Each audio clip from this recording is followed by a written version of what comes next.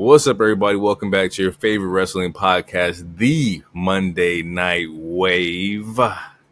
And we're on episode 18 of them things. You know what I'm talking about? You feel me out here. Now we're in the summertime. It's a little hotter. You know, everybody's out there chilling. Hope y'all having a great, day or a great Monday and whatnot. I go by Jay, your host, music producer, avid wrestling fan. I'm going to pass it off to my boy, the one, the only. Take it away from here. He is a wild card. He is the king of gorgeous. He is Mr. Sexy Ass Lottery. He is Hero, and I am he. Welcome back to the Monday Night Wave, everybody. And I don't remember if we said this last week, but do you mind if I quote Ray J? Yeah? Yeah, go ahead. Shout out to all my gay niggas. Happy Pride Month. You know what I'm saying? Hey, I'm an ally to every motherfucking letter. Let's go. And also Men's Mental Awareness Month. You know what I'm saying? Get your mentals right, you guys. Go to the gym, talk to your brothers. It's okay to cry, all right? Check on your strong friends, man, for sure. check on. It's definitely okay to cry, for sure. Now, yeah. Lone Skate Nakamura. Ooh, I got a question for you, bro. What you got? What do you want to pod about?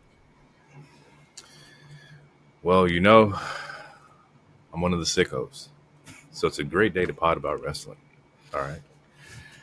We got a lot of wrestling to talk about, people. A lot of great graps and raps. A lot of great storylines being told this week. And we're definitely going to get into it. First things first, we got a question. Yes, we haven't had one in a while. And this week's question is favorite gimmick matches. And when we say gimmick, it's more so like the style of matches. So it can be like, stipulation matches. Yeah, gimmick, stipulation, all the above, really. It's the same thing. Whatever you're looking for, whatever you want. If you like the Braun painting match from 2003, I got questions for you. You're a little weird right now, but you know what? I understand. 2003, it makes sense. Tori Wilson was pinned up on the high school locker. I get it. He a fan. 69 God. Yes. So without further ado, let's get into the gimmick matches. I'll do the honors and I'll go first. Oh, okay. So 1, 2, 3, 4. I got about 5. I got 5 of my favorite stipulation / gimmick matches. Number 1. This doesn't help after the fan comment, but strap matches. In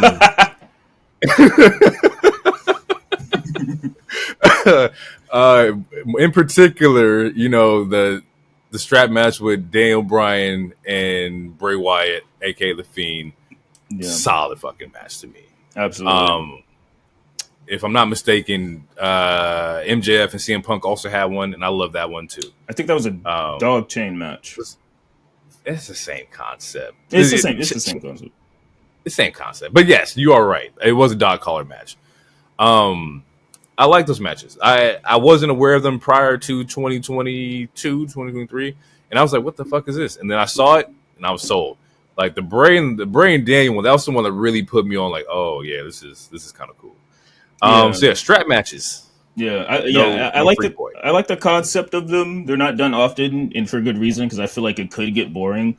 But the concept of being tied to your opponent at all times, it is a cool concept. I think that's a good choice. I like that choice.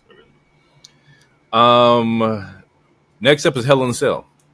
I think Hell in a Cells are just they bring the excitement level out a little bit for me, and I think that stems just from like the Armageddon Hell in a Cell when it's like Stone or Rock, or Rikishi, Taker, Kurt Angle, Yeah, it was Triple H.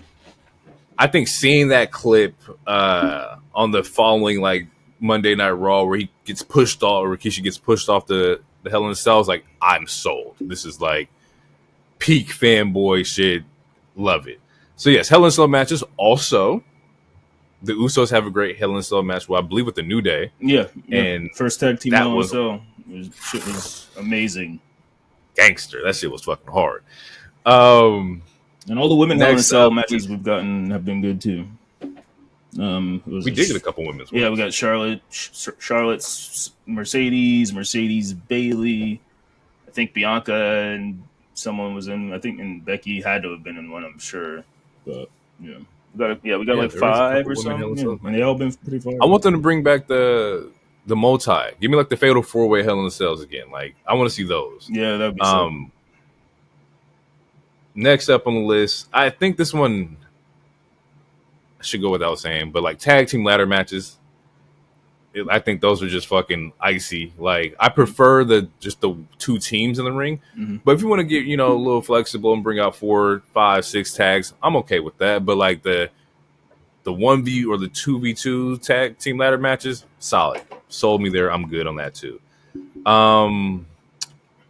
Royal Rumbles or Battle Royals, I think that's peak. I think that's my number 1 favorite. I think Rumbles just because of once again another childhood thing where I've seen every wrestler possible. I think you get to see everybody. Maybe not your favorite doesn't win, but you get to see them on the show. So I think that's a really great a great match. Same thing with Battle Royals. I think like AEW does the whole Casino Battle Royal thing where people come out, and I think that's really cool too. So yeah, Battle Royals, Royal Rumbles, right there. And depending on the talent, like with like a Kofi or a Naomi, you get some cool spots of them like not being eliminated and shit.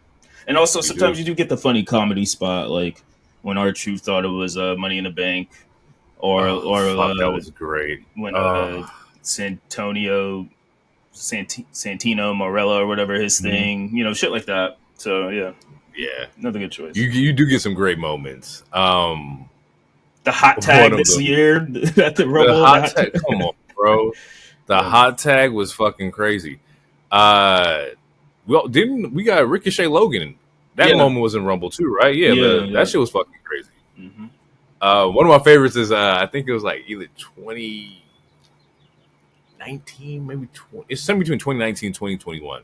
But it was the moment where Brock got his eyes on Keith Lee and was like, "This is a big."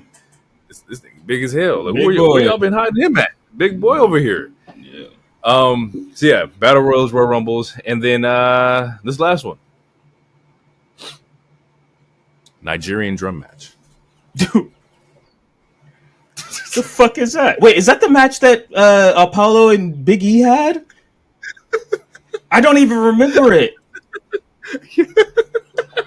Okay, you were right. You got that is way. Oh my god! For someone who hated that character, that's really funny that you chose that match. That's wild. So man hated Apollo Crews' Nigerian character, but that drum match was fire, huh? Nah, I had to bring that one up the woodwork. I hate that shit so fucking much, man. Oh, so it's an ironic choice. Crazy. Oh, what? 1,000%. Oh, I thought you were being serious. How about that? That whole angle, man. God damn it. But when I was looking at matches, the funny part about it, I was looking at matches, I was like, these motherfuckers did do a fucking Nigerian drum match. 2 black ass niggas in the ring doing Nigerian drum matches. What the fuck is going on here? Fuck, I need to run that back. Because I don't remember what happened. I know Apollo won, I'm assuming. I want to say that was after their Mania match, right? But yeah. Oh, fuck. That shit is so funny. He was like, the one that Big E and Apollo did? That feels like a fever dream, bro. Like, we were just getting out of COVID and shit. Like, fuck, bro. Yes, that is definitely the one that they did. The funny thing is, like, when you Google it, somebody was like, what's a Nigerian drum fight, bro? Like, what exactly. Is this? Exactly. That's how I felt about the tribal combat. Like, where's the spear? You know,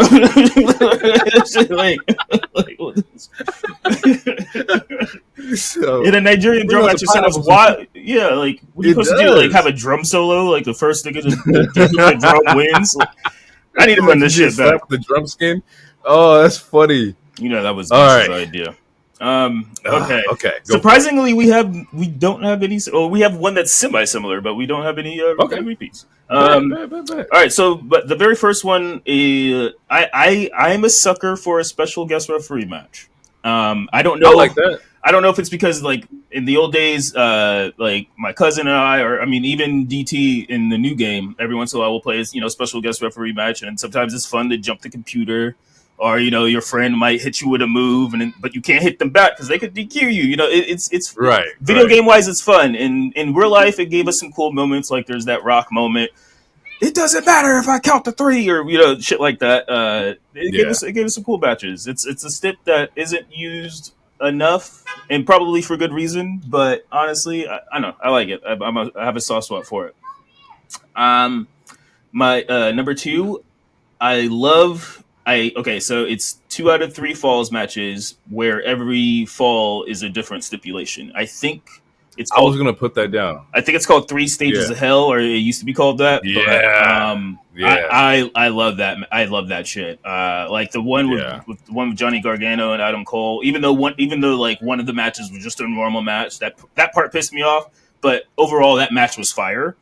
And that was a fun thing to play. Also, again, in the old video games like the old Smackdown, Here Comes the Pain and shit.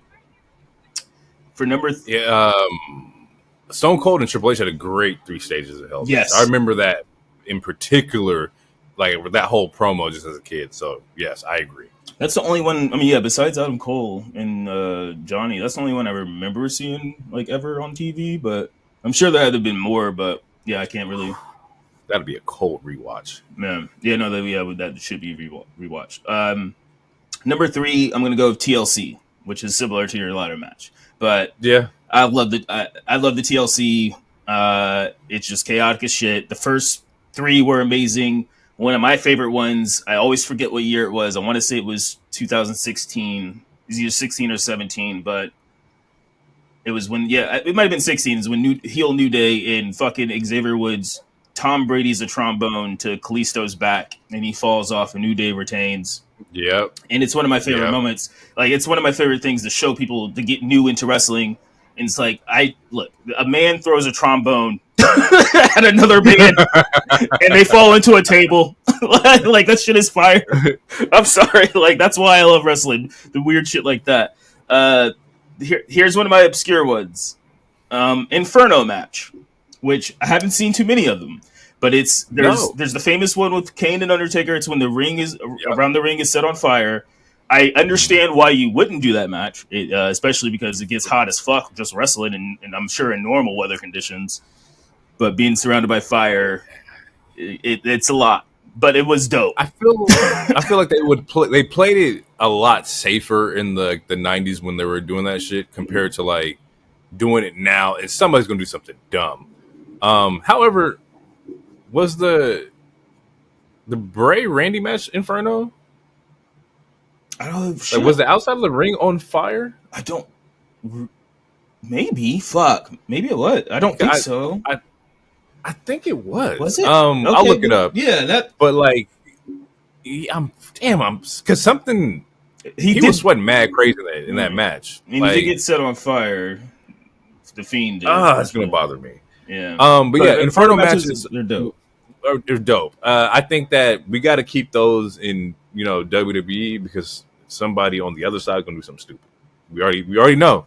We've been through it. We lived through it. We've seen it already. In Inferno matches in a non-regulated field of an AEW or indie circuit, well, it's gonna get fucking insane. I would rather see them in WWE where they played safe than watch somebody fucking somersault into the fucking flames. I don't need that. Okay, so AKA, if you are friends with Darby Allin, do not let him hear this. Do not show him this pod, or at least bleep this part. No, he can't do no Inferno matches. And then for Darby can do what we want, grown ass man. Yeah, but yeah, go on that. Okay, so like I said, I made 7 just in case we had repeats, so I'll go through quick. I like last man standing matches. There's something really dope to me. Yeah. I like, especially if it's like the climax of a feud. I think I don't know. To me, it's a good ass match, and every once in a while we get something crazy like throwing a table on somebody or shit. Wasn't that when Brock Lesnar brought out that bulldozer or whatever the fuck? Just shit like that. Like they fucking pinned this. They threw everything on this man for him to be done. Right. That was a great last man. That was good. I like multi-person Iron Man matches, which is something we also don't get often. But like, so like, it happened in NXT. It was Finn, Adam Cole, I want to say Kyle O'Reilly, and maybe Karrion Kross or somebody else. And then also they, in the last couple of years, they have a thing called Iron Survivor, which is like, it's like 6 people. You're on a time limit, and obviously whoever has the most points wins the thing.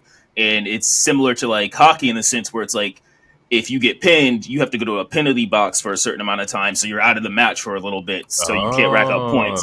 Now that one is, I like that. Yeah, no, that's fire. But I mean, just a normal, like, imagine just a fatal 4-way 30-minute Iron Man match, and just it's a race to whoever gets the most points. Like, to me, I don't know. To me, that's fire. I don't know why, but it's fire. And the NXT one that I mentioned, it was good, but the ending was really predictable. Like, Adam Cole and Finn tied.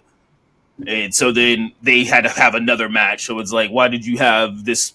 Because it was for the vacant title. Because I want to say this is when Keith Lee got called up, so he had a vacant title or whatever, or something happened. And so it was for a vacant title, and then we had a fatal 4-way just to have another match. When it's like, you guys could have just, I don't know, the way they booked it was bad, but I'm all for that match. And then for my last choice, Firefly Funhouse match. And the reason I like it, even though we only had one, I'm basing it on the concept. Because to me, it's some anime shit or some superhero shit, to where it's like you psychologically fight somebody and you make them fight their past selves. Like, to me, that's something like Mysterio would have you do, or I don't know. To me, it's some, or Itachi from Naruto. Like, that's some genjutsu shit. Like, where it's like, that is. Can you, like, sure, you can't. Can you beat me up? Or how can you beat me up if you can't even beat up your old selves and shit? Like, or, just some shit like that. To me, the concept of it is really cool, which is why I chose it as like my really obscure one. Ooh, fun fact: I did not watch that match. Oh man, you should watch it. Yeah, I will go. The thing is, it wasn't that I didn't know about it. It was just that was Mania 2020, and that was like April 2020, and shit was just fucked. Yeah. So I never went back and watched it, but I will go back and watch that match because they have like I saw the figure. It's like a John Cena figure in the NWO like shirt. I see that like spread around every time they bring up that match. So I definitely have to go back. Yeah, it was super meta. Like, he had a fight where like he turned back into his old selves for a while, and then the NWO part was because, like, what if you went heel? What if you did the thing that you never did or whatever? So it was like a alternate reality version of John Cena where he turned heel, so he was like an NWO, and it was like mimicking like Hogan. I don't know. It was a really dope ass concept. It sounds like, coming from the mind of Bray, that shit was fucking tight. Like, he had free reign to go crazy and go creative with that match, especially with John. John was down for it. Yeah. Like the story. I don't know if you saw the story, but like, he essentially, the story was like, he got a text about like the match for Mania, and they were whoever texted him was like, it's going to be a Firefly Funhouse match, and he was like, what's that? And they're like, we have no idea. And he's like, awesome, I'm down. I'm paraphrasing, but it was something like that. And it's what is that? No clue. I'm in. All right. Yep. Pretty much. I like that. Yeah.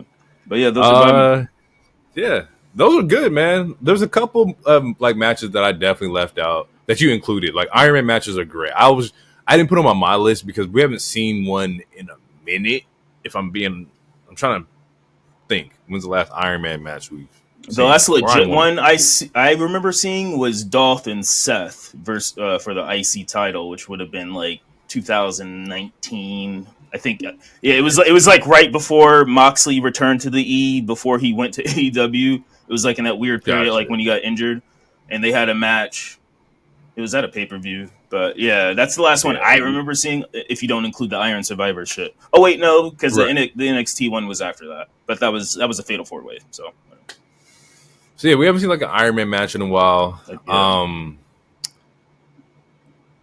There's been some great matches throughout WWE history for sure, and there's been a lot of creative ups and creative downs. We got Elimination Chamber. I don't know why they didn't make the list. Elimination Chamber is a great match too. Yeah, it's a good match. I didn't put it on my list just because I feel like we've seen everything that could possibly happen in an Elimination Chamber match now. Like, to me, like, I'm sure there is something I can't think of, but at the moment, I feel like everything that you could have done in this match has already been done. Like, we've had people climb the top, Montez and Lindsay. We've had people get speared through it. True. Like at this point, what else could a nigga do in that match? I feel like that'd be new. I'm sure there's something. I'm sure there is, but that's one of the reasons I Yeah. didn't put it in, is because it's like, I don't know. And not to be like I don't want anybody to get hurt, but once you start slamming people through like the other like pods and like you see like the plexi glass kind of like just bend, it was like, oh, okay. Earlier ones where they're getting fucking slammed through, that's just like shattering and shit.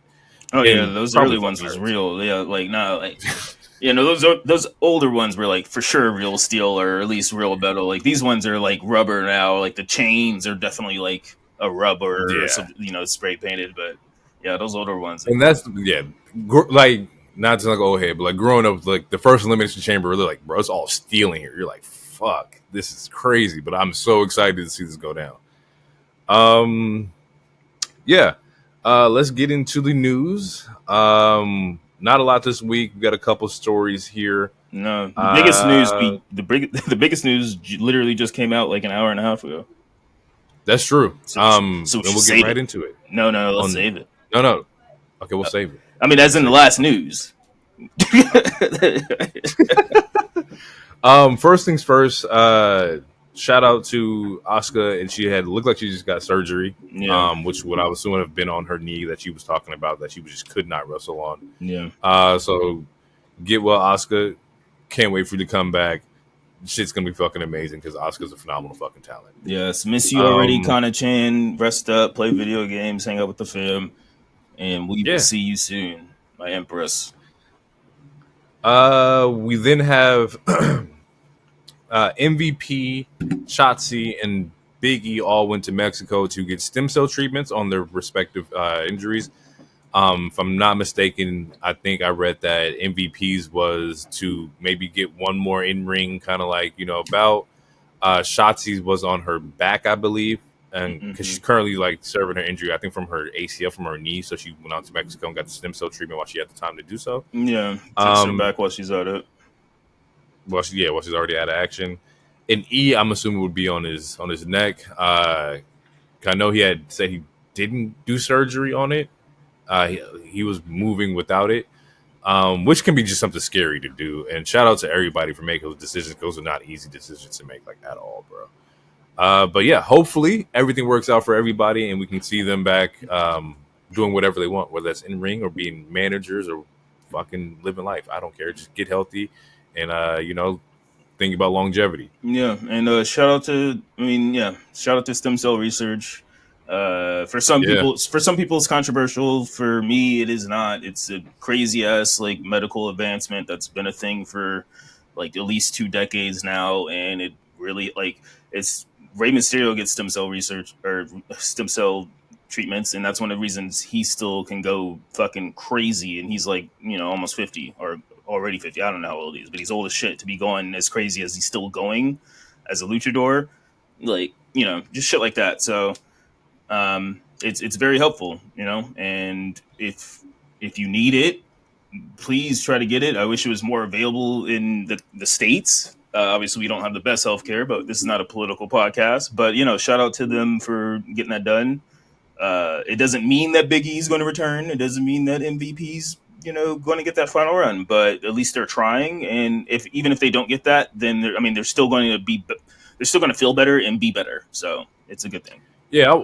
Like the fan in me, like wants to see them in the ring, Oh, but absolutely.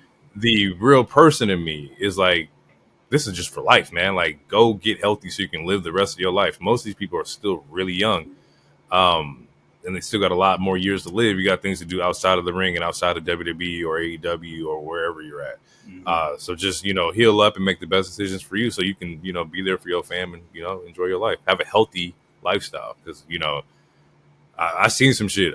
It's funny. I saw like it was a YouTube video of Sabu getting like treatment from like this chiropractor, I believe, on YouTube, and like you can just see like the pain that this man has been in. I'm like, man, like I love watching Sabu, and just to see like a legend in that kind of like shape is just insane. Granted, there could be in a whole bunch of other shit, but like as far as like body wise, like Yeah, I don't want to see nobody end up like that. Not saying it was terrible, but you can definitely see the wear and tear on that man, and that was just it was kind of hard to see. Yeah, and that's why like sometimes I'll get on my high horse where it's like I mean we've talked about it multiple times, like sometimes you got to say no to some of these wrestlers because they want to just do shit to because they're entertainers, they want to entertain.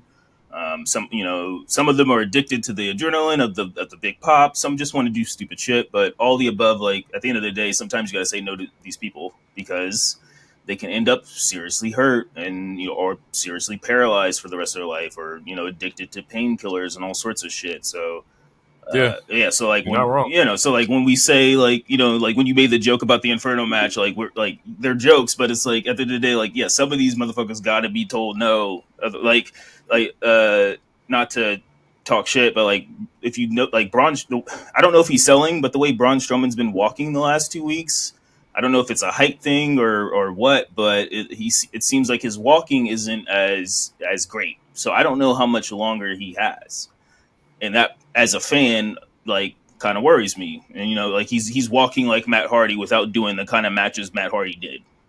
Not to throw Matt Right. Hardy under the bus, but he walks like he needs to take a shit, and that's because of how much wear and tear he put on his body.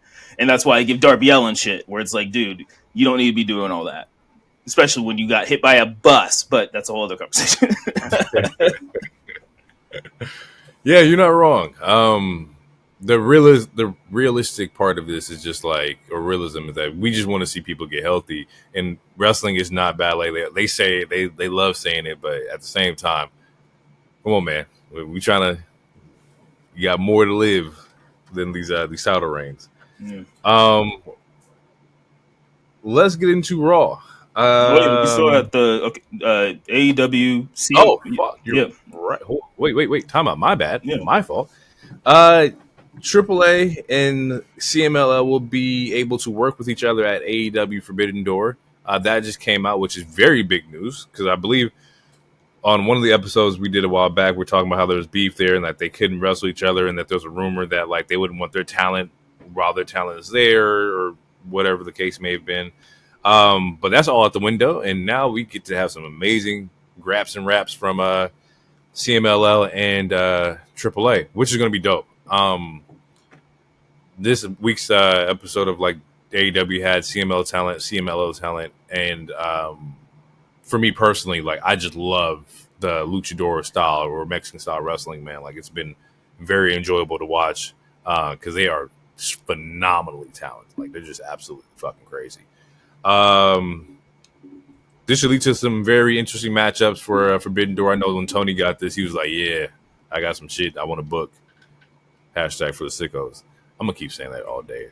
This podcast is gonna be full of like sicko references. He might as well just Um, name the fucking episode that. I'm gonna roll my eyes, but it's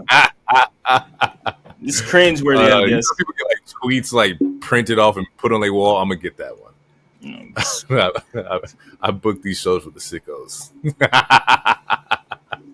Oh shit. Um, yeah, good to have them in at Forbidden Door. I expect the pay per view to be fucking amazing. We'll get some more news on that with the next couple of weeks. I think Forbidden Door is at the end of the month.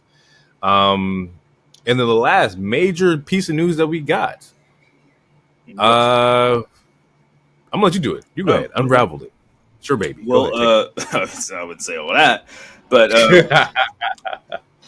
as of 2 hours ago, Ricochet has given his notice that he intends to leave WWE when his current contract expires this summer. Ricochet is expected to be written out of WWE storylines very soon in advance of the contract expiration. And that is quoted from, it's mostly from PW Insider, who is a pretty reliable source in the wrestling community. So yeah, Yeah. it seems like he wants to, try their shit, and obviously Osprey, tweeted about it the other week and whatnot, and he's friends with Osprey, obviously. So, yeah, it seems like he wants to try something different. He's been in the E for maybe like 7 years now or so. Yeah. So I mean, yeah, shout out to him for wanting to do something different. Because I'm real as fuck. I'm still gonna call it tampering. Uh, I see what you did. In the NBA, you get fined for that shit. Um, Yes, I saw the Osprey tweets where he shouted out Ricochet. It's not that it's not shit that we don't already know, because everybody who watches Ricochet loves Ricochet, and we all want to see him, in bigger pictures and spotlights and whatnot. Um, yeah. Do I think he would do well outside of WWE? Yes, only because the other promotions in particular, like TNA, AEW, you don't really have to be that great on the mic and whatnot. You can just have phenomenal fucking wrestling skills. And I feel like he's better on the mic now than he was before, but he also doesn't get as much mic time that he used to. Yeah, but it's also the angles that we've seen Ricochet go through. None of them has been truly a solid push in a really long time. I think a lot of that is because of the promos that he was given early on was more of that baby face. I'm the hero and I'm going to strive to succeed because I believe it. Kind of promos, and that shit don't resonate with fans. We can all see right through that. That can hurt your stock, that can definitely hurt your climb when the promos are too baby face. Yeah. And I mean, I believe he's a Triple H guy, and obviously Triple H just took over. Maybe, I mean, the full takeover was this February. So it would have taken time for Triple H to probably give Rick the push that Rick thinks he deserves or wants, and that Triple H thinks he deserves and or wants. But yeah, no fault to him for because he had a lot of stop and start pushes. One thing I'm not going to tolerate is slander during his WWE time, because yes, he had a lot of stop and starts, but he's a multi-time champion. He's had a lot of cool, crazy ass marquee matches. When Triple H did take over, that's when we got him versus Logan Paul and shit. So, but it seems like he wants to do something different, and there's a lot of people that work his style, especially in AEW / obviously Will's there. So yeah. And when I said what I said, that wasn't to throw a shot about tampering. I don't even want to talk about tampering shit anymore. It was Will. No. That was more on me. Yeah, no. That was my thoughts. Yeah, no. I didn't think you were taking a shot at me. This is just me talking out loud. I'm talking to the audience. But yeah, no. Will tweeted about his friend. He's like, I don't think they're using his friend. They ain't using my homie right. Come over when you can. Whatever. Well, I think he'll do fine. Honestly, I have a lot of negatives to actually say, but I'm gonna wait on those. I'm gonna hold those because I want to be positive, because I like Ricochet. I support Ricochet. I think he will do well. I don't think he's going to do as well as what the internet says he's going to do. But only time will tell. And hell yeah, man. Go get a bag. Go get a bag. For sure. First things first, get the fucking bag. And I do understand what you mean, because it's not like AEW's lacking players in that particular style, Yeah, no, they got a lot of flippy niggas. You got a lot of flippy. There's a lot of guys who can do that. But also, from the tapes I've seen of Ricochet pre-WWE, when he was the Prince Puma bag, that shit was fucking insane. Lucha Underground. So even if he has a fraction of that left in the tank still, which I still think he does. Oh, he absolutely. To be able to get out there and do that, he's gonna show the fuck out, because that dude back then was fucking crazy. And he comes to WWE and he mellows it out a little bit, but in the same vein, he also becomes his IC champion. Yeah, his stock, United States champion, his ring, tag team champion. Yeah, his in-ring work mellowed out, but his stock, his name grew, which is why him going to AEW isn't it's not he's not going to lose money on it. If anything, he's going to gain money on it. My worry is there's a lot of flippy guys there, and I feel like he's going to get lost in the shuffle. Because to me, Okada, who was Japanese Cena, Roman, is already kind of lost to me in the shuffle. But again, I'm gonna hold off all my negatives. I'm gonna let it play out. I think it'll be good. But the moment MJF cooks him on the mic, or the moment he gets into the Jericho vortex, I'm going to have a lot to say. Because that Jericho vortex is going to happen. That's for sure. Learning tree. Oh, fuck. Ugh. Which that's my biggest gripe of this Wednesday. So yeah, we'll get into we'll that. get to that. Mm. We'll get into that. My thing is that with Ricochet, my first thought that is if he does go to AEW, because no guarantee, but it looks like that's where he's leaning toward. Okay, we'll just There's go no with real. that. There's no. Yeah. Let's just go with that. I want to see. Just give me a trios match one time. They ain't got to be a team. Let me see Top Flight and Ricochet. Like, let me just see them get down real quick. I'll be down for the flippity flip niggas doing some crazy shit. Like, let me get Top Flight Ricochet versus Death Triangle, and I'm good. We're gonna put that one in the books as my matches are fulfilled, or one of my matches fulfilled. Dream matches, that is. Yeah. Weird. We're gonna see. I feel it. I think wrestling ability he'll do well. Oh, absolutely. Like that's again, it's for the sickos. Wrestling wise, he'll be fine. Promo Yeah. wise, he'll be okay depending on who he goes up against. It's And then honestly, it's storylines, just that's where they're gonna tank. yeah, that's where like it's the booking because it's like like when Claudio Cesaro left, it's like he's a world champion. He's always been world champion caliber. Technically, yes, but he's doing the exact same shit in AEW that he was doing in WWE. But at the end of the day, he's having fun. He's doing it with his friends. So you can't. There's nothing to talk shit about. But like, it's the same shit. Malachi Black, he's supposed to be a game changer. Look what he's doing. Like Rusev. I mean, honestly, fuck Miro at this point. He's in Bulgaria, still in money. Still in Tony's money. Like, that's the news. We should get to the show. We don't want to go too long. Okay. All right. You want to finish the thought though? You want to finish your thought on Ricochet? Yeah, just wrap it up. Like I said, talent wise, he'll do fucking phenomenal. Booking wise, we'll see. They have been making slightly better choices and whatnot. Storylines are happening. They may be happening a little too much, and some of them are a little similar, but storylines are happening. Yeah, so if wherever he goes, get the bag, have fun, enjoy yourself. I'm down with it. I'll be there watching somewhere. Yeah, we're gonna get into Raw. Before we get into Raw, special just shout out to follow us on our socials. We need them subscriber numbers up on YouTube. Like, help us out. Please like and subscribe. Sitting cool. Follows. Sitting real cool right now. Send it to your mother because she loves my chocolate audible voice. You hear that? I know you hear that jazz when he talks. Man. Smooth. And the It's producer, like a commercial. Jay Loner, he play them saxophones real quick for me as I take these boxes off real slow. All right, it was Monday Night Raw, people.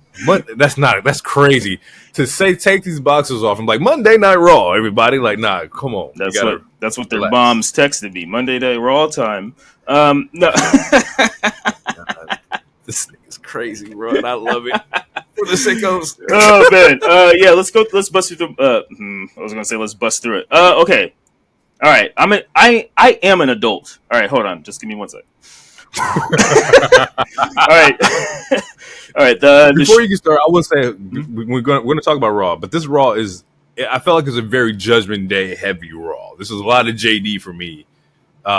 This Monday, which technically isn't nothing new. It's not, but for some reason, the presence of it was like, damn, it's purple everywhere. I feel like I'm in Grove Street. What the hell is going on?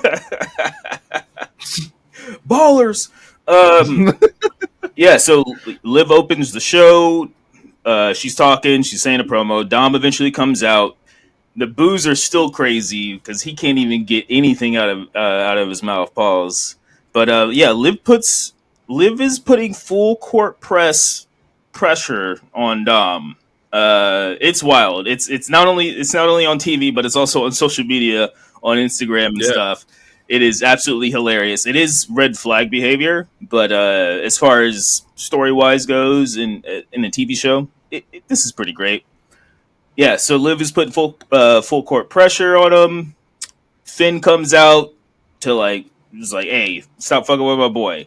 Internet saying he was cock blocking. Nah, it's your boy protecting you. It's your boy. It's your friend protecting you from making a bad decision. So I want to cut all that shit out. Finn Balor is being a good friend. He's being a good hermano. He's being a good brother. He's being a good Judgment Day member.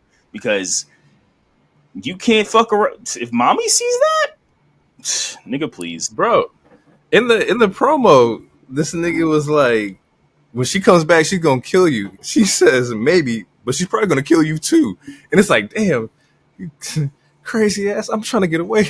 I ain't trying to get. She gonna kill me, man. Yeah. So he know, and she know. Yeah, but Dom likes being that's how he fell in love with mommy. She beat his ass for like 3 weeks. She choked him She out. did with the legs. Yeah, I remember that. She choked him out. She pulled him out the locker room, ripped his shirt and shit. He likes that shit. But the thing is, though, let's be transparent. You know what I'm saying? Like, he's a victim in all this. He don't want to be touched. He is. You can see, like, even though Pat McAfee tried to do the slow mo with the grin, every nigga likes having their hair pulled a little bit. You know what I'm saying? But that doesn't mean he wants it. That doesn't mean he wants it from her. Oh shit! DT sees me at the window. He's walking over here. That's wild. What? Yeah, exactly. Hasn't been on since episode fucking like 4, but he can walk crazy. to a nigga's window. But hey, look. At the end of the day, Dom is a victim in all this. But yeah, Finn kicks her out, and that's pretty much the first little thing where it seems like she's going to keep pursuing Dom, and yeah, we just got to let that shit play out. Yeah. This was it was a good way to open the show. I've talked about it before. I don't really like bromance love angles. I'm more interested when Rhea comes back and she's gonna start choking everybody out. But it was a good way to open up Raw. It's definitely interesting. People are invested in the story of Dom and Liv right now, or just Liv and running Judgment Day in general, because we still don't know who's she's really pulling. It looked like Dom, but it could be Finn. It could be Priest. Everybody's playing a good game right now. Yeah. Everybody's gonna get fucked up when mommy come back. Yeah, gonna get a monster baby face pop similar to Roman, because people are ready to cheer. They're ready to cheer mommy, and they're ready to cheer Roman. And when both of them come back, it's gonna be levels above. Fucking DT's outside putting the ones up and shit. Shout out to DT. Follow him at iDeepDown. Don't tell him I told you that. Yeah. So after that, we get the first match, which is Ludwig Kaiser versus Sheamus. Man, when you want to talk about pure violence, talking about slapping meat, talking about beating that meat, talking about beating that ass, talking about beating them cheeks. Man, that sounds crazy. It was my arm. I'm slapping my forearm, people. It was he felt not slapping cheeks. It was crazy. That was crazy how that worked out. And it's crazy because even though it's an audio medium, this nigga's eyes is closed while he was doing it.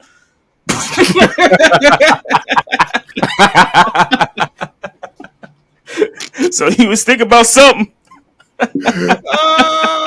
It's the mana, all right? The mana, people. It's that mana, baby. Goosebumps. Man, yeah. I mean, like, what can we not? It was a really good match. Both men were working. There's a point in time where the ref tries to stop the match, and Sheamus is like, "Fuck no!" And he, as a pure masochist, he's like, he begs for more. Where Ludwig was like, "Are you fucking sure, ref? Are you sure?" And he's like, "Come on!" And like Ludwig was beating the shit out of him. He's like, "Come on, you little bitch! I want some more." Yeah. He a fan. He a fan. And as a fan, I will say this is my match of the week. This is it. There's a couple matches throughout the show we'll talk about, but this one in particular is my match of the week because of Ludwig. This put him in a different bracket to me. Like, it was like, oh, you've had this. Yeah. And you were able to show this talent you've had with a certain talent in the ring. It took, you get in the ring with somebody of a Sheamus, and probably would have done the same thing in a match with like Gunther, but they're a stable and you're not going to see that. So to get him in the ring with Sheamus and so he can really get this shit off, man, blew me out the water. Like, that dude was killing it this match. Like, I'm invested. One of the things is Ludwig has always been really when his name used to be Marcel Batel or some shit like that in old Black and Gold NXT before he joined Imperium, and he was always really good in the ring. It was just the lack of, as the kids say today, it was just the lack of aura for the most part. Like it was I can see that. it.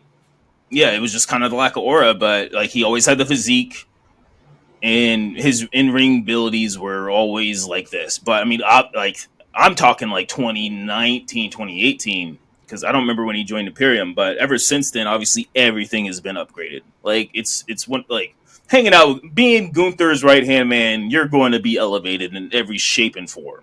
Man's winning at life, he's part of Imperium. He's dating Tiffany Stratton. Man's winning. So, but yeah, overall, no, deadass. Like if we're talking about just the show, straight up great shit.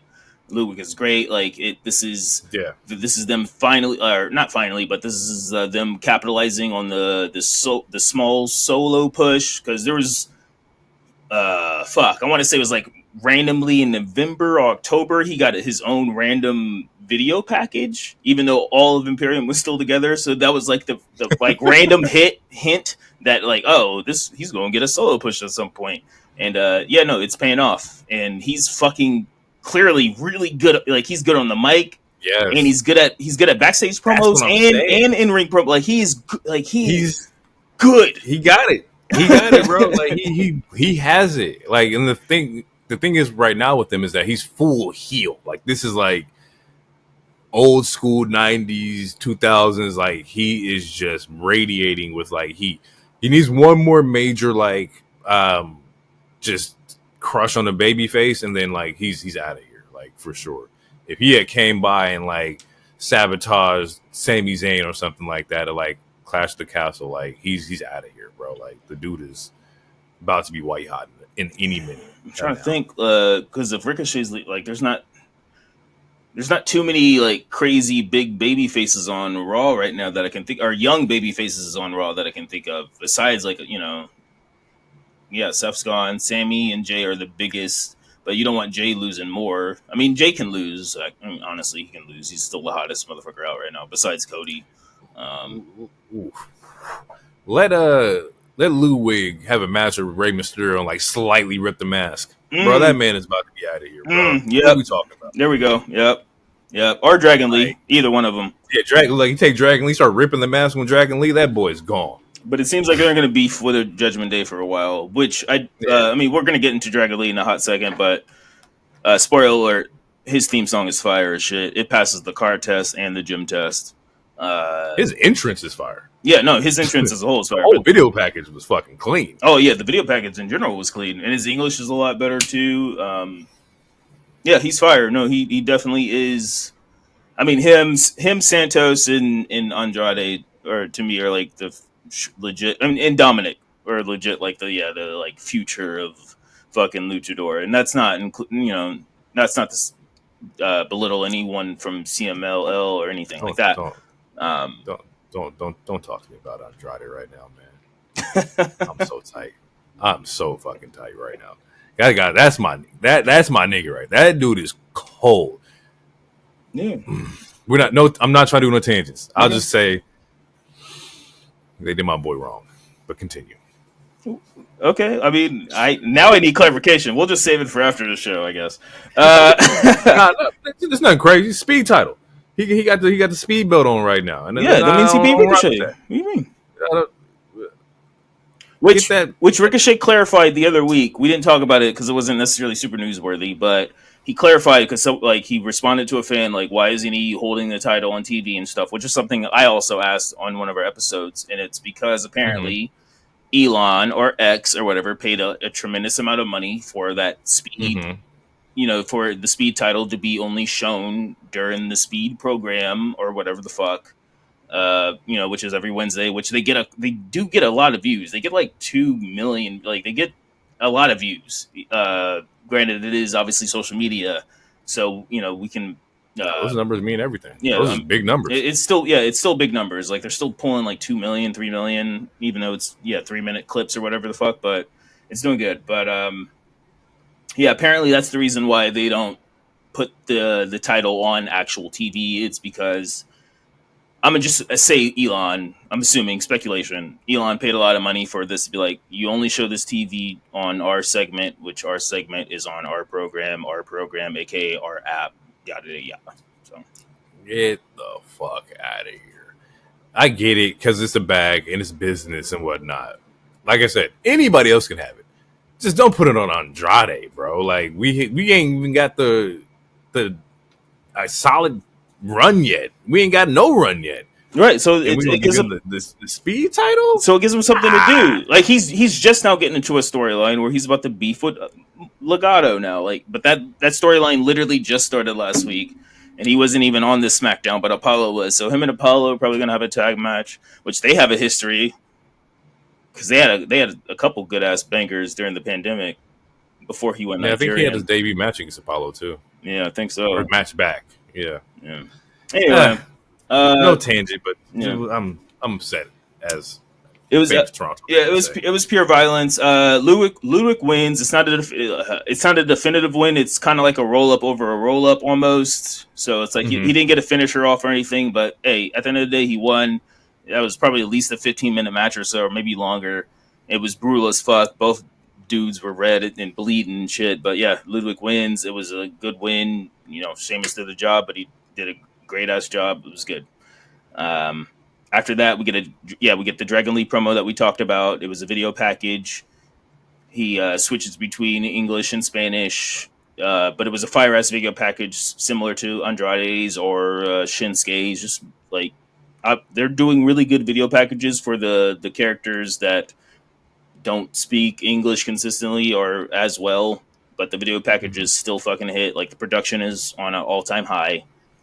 But yeah, we get Dragon Lee versus Finn Balor, which I mean, on paper, and it was already going to be a fire match. But random side note: apparently, Finn Balor was one of the people that asked or recruited, quote unquote, recruited Dragon Lee to come over to the E when his AEW stint was done. Apparently, Oh, okay. which so like this is kind of like a full circle kind of thing too, where they're facing each other. It was an awesome match. Lee's really clean. Again, his music was fire as shit. It gets to the point where Carlito comes to help. And yeah, eventually Finn gets the win. And then Strowman and Ray come out because Dragon Lee's getting jumped, which later sets up some other stuff. But yeah, Finn wins. Do you have anything to say about the match? Or? Nah, more particularly to Dragon Lee, like love talented man. He was talented while I was watching him AEW. To see him come over to WWE and do the exact same thing, the man's gonna be a fucking star. I would just like there to be a focus on not necessarily one or the other, but a identifiable role for him. So let's say right now, Ray is the leader of LWO, right? That's what his job is. I would be looking for Dragon Lee to be like that successor, and to where he would have some kind of like importance or prominent role in like maybe like becoming the leader of like LWO, because he is going to be like the successor to like Ray. That's just where I like dream booking in my head. Not saying he's doing that now, not saying he's doing anything bad, but I would just like for him to have a clear, like definable, like like role. Role in the group. And right now I feel like is the perfect time to do that, since both Cruz and Joaquin seem to be injured. So it is literally only Ray and Dragon Lee. So right now is the time to make him the quote unquote right hand man. As far as passing the lineage down and whatnot, Ray, No. yeah, Ray already, Ray already kind of anointed him as the next he's just how we gave like Gable the baby Kurt or whatever. Ray already gave Dragon Lee the baby, your baby Ray. You're gonna be the next mass motherfucker that's killing shit. Oh, well, damn, yeah, I definitely want to see him like. Let's get him more involved, and not necessarily like just wrapped around like Legato like they were doing. They are doing something different with them in Judgment Day and whatnot, but it's time to get him, use a little bit more, and maybe we could see like him and Sammy go at it. I'm not saying he has to beat Sammy or nothing like that, but just put him in like those roles where he's on his way up, kind of thing. Yeah, Because we were definitely overdue, for like just more talent, more younger talent to come up, more Hispanic talent. Not just Priest and Bailey, but like just more diversity, more inclusion for sure, like those Yeah. bigger roles. Okay, the last part. I would say that we are in the currently with WWE. We are in the moment, or okay, lack for a better term. We are kind of in the moment to where it is time for the next gen or the next incomers to either shit or get off the pot. Like Becky's gone now, so all the other women, like, and Charlotte's currently still injured, and Asuka's now injured. So all the other like women who aren't a Bailey and a EO and a Bianca, they need to step up, and Yeah, similar to the men, like especially if we lose Ricochet, which it seems like we're going to do. So then Dragon Lee is for sure the next main flippy guy at this point. So it's time to step up, absolutely. and Roman's gone, Seth's gone, Punk is still injured. So it's time for the new gen to shit or get off the pot, which is what we've been seeing with Braun and Ilya and Mello, even though Mello's losing more than the other two, but there's story reasons for that. But yeah. So I agree. that was my That was a good. Yeah, that you said that exactly how I wanted to say it, just way better. But yes, it's time for the new generation to step up. Similar to like that gap between Attitude Era and Ruthless Aggression Era, where like yeah, the Brock was coming in. Like we still had exactly. Kurt, but Kurt was finding his way into like being Kurt Angle. We were definitely in that Renaissance era. It's funny. No, I didn't really mean to do that on purpose, but yes, we were definitely like that. This era of something new, something needs to be cooking up for sure. Right, yeah, no, we are in a gap to where Yeah. it's time for if you want to be that new star, you want to be a 2K cover, now it's time to start fucking working at this point. Yep. Which Yep. Yep. should, Yep. yeah, Yep. so anyway, we're continuing. We get a backstage promo. Get a backstage promo with Priest talking to Carlito, telling Priest or Carlito to make a match. That is what it is. But here's one of the biggest or best segments of the entire show is when we get the entire Alpha Academy and Sammy stuff. So Sammy asks Gable to come out. Chad sends the group out. He's like, I'm not coming out. He sends the group out Maxine to have Maxine read a letter.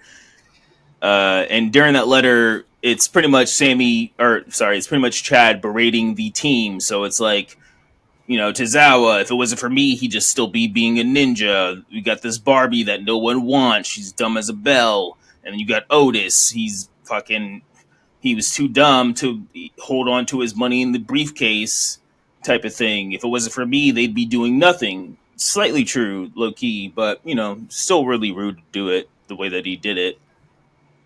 And essentially it's like, Sammy's like, you guys don't gotta listen to this shit.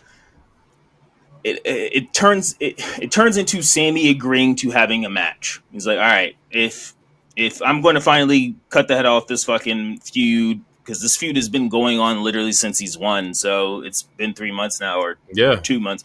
So Yeah. he's like, if we're finally going to dead this shit, fine. I will agree to have another match with them at Clash of the Castle. And then Chad attacks, and Chad beats up Sammy.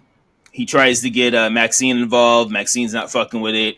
Then he starts berating Maxine, and this is where all the soap opera shit comes in, all the storytelling. This is probably the biggest segment in the entire show. Gable's berating Maxine. It looks abusive, it looks manipulative, and then Tozawa like kind of steps up and he's like, just calm down a little bit. And then fucking Gable starts pushing on Tozawa. Is like, what you gonna do, man? Like, you're smaller than me. What are you gonna do? Like, I'm the coach here. And then I think he gets back in Maxine's face, which is when Otis steps up. And then this is when it's like, this is when you get into the perfect manipulation with the smaller hero, the smaller heel with his bigger, his bigger tank. And it's like, yo, hey, big guy, like, what are we doing here? Like, come on, you're my friend. Like, we're buddies. Blah blah blah. Like, Yeah. we're You don't want to good. hurt me. But I mean, you're still being stupid. But I'm the good. Like, I'm here to teach you. Blah blah blah. Um, Then he kicks Tozawa and Maxine out.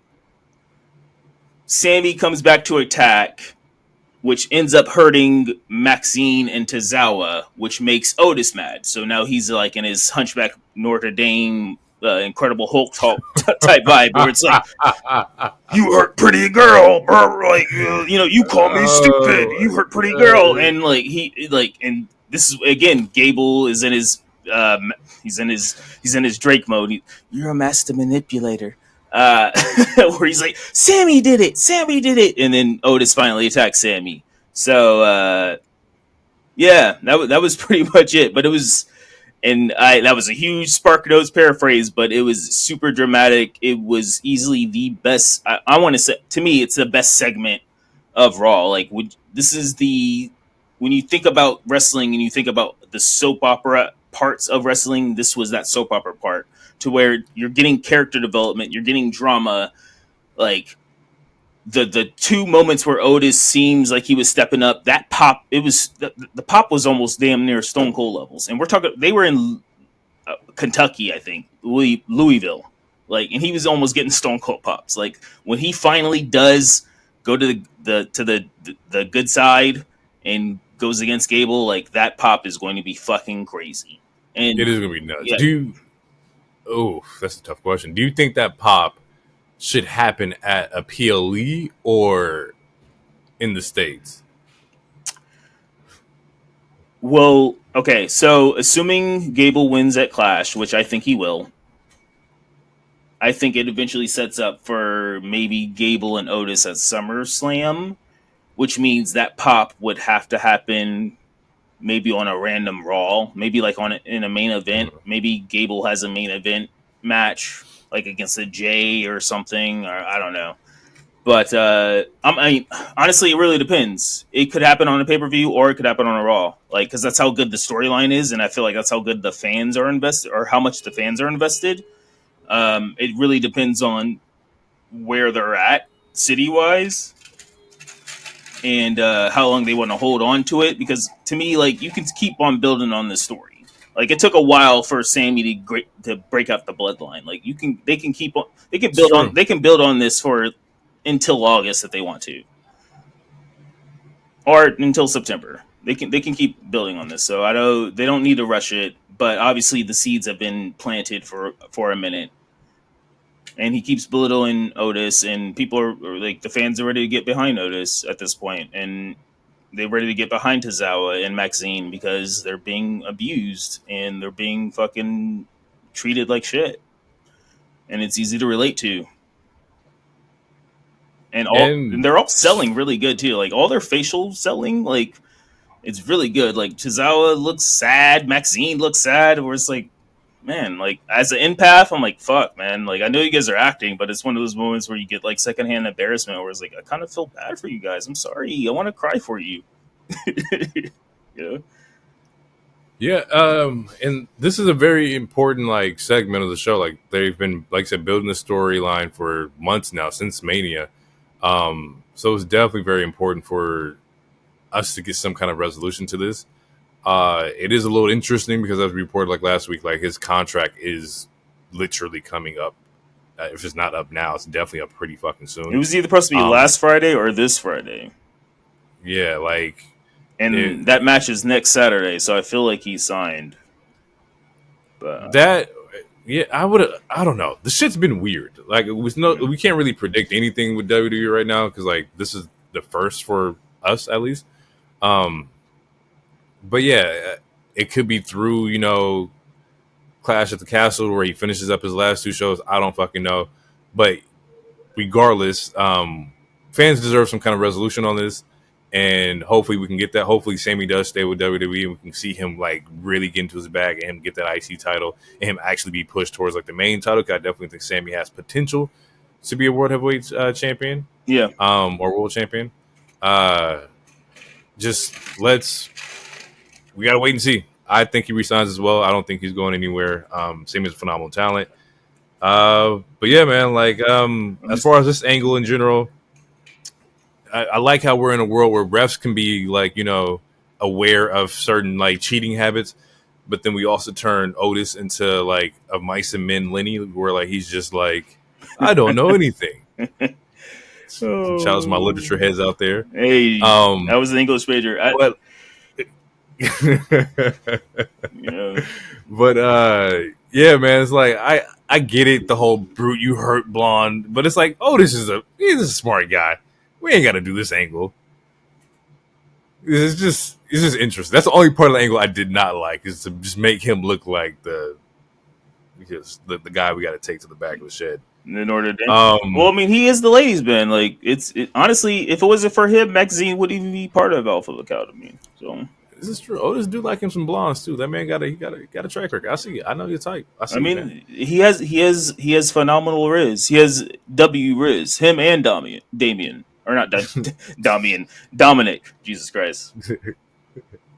They don't know. They don't know why the ladies like him. They just like him. It's the Riz is impeccable. Fuck. It is impeccable. Impeccable Riz. All right. We get a Bron Breaker promo. Breaker says he'll teach Pierce and Ricochet about respect because he wasn't put in the King of the Ring tournament and no one can hold him back. Mm-hmm. This leads into like a Braun versus Ricochet match. And yeah, strap the rock on this man. Get him the fuck out of here. Get him out. Man. Like, whatever plans y'all had, I think we saw like some shit during the week this week that like they're scrapping current plans and creating new ones. Yeah, do that. Because Bron Breakker needs to be out of here. Like, that dude is so fucking talented, man. It's fucking crazy. Fire match, the biggest spot. I mean, the only spot to really write down, because it was a really fire match. Ricochet did his shit. Cool. He's selling the ribs, is like, but there was a part where, man, Bron Breakker hits a Frankensteiner. Fucking Frankensteiner. Yeah. Ricochet is on. Yeah, he's on the top rope. Braun like runs to it, hits and before he hits the Frankensteiner, he does a quick ass taunt, a millisecond taunt. Hits the Frankensteiner, takes the straps off, so you know that shit is motherfucking real, and then hits Ricochet with the spear. 1, 2, 3. Bron Breakker wins. It's a clean win, but if we're doing wrestling breakdown, wrestling power rankings, technically Ricochet is not at full percent because he has taped ribs, but he still lost. True. Braun wins. He goes for the kill. He tries to do the same thing he did to kill Dixon, and that's when Ilya comes out for the save. I'm hoping before Ricochet leaves, we do get that triple threat. But if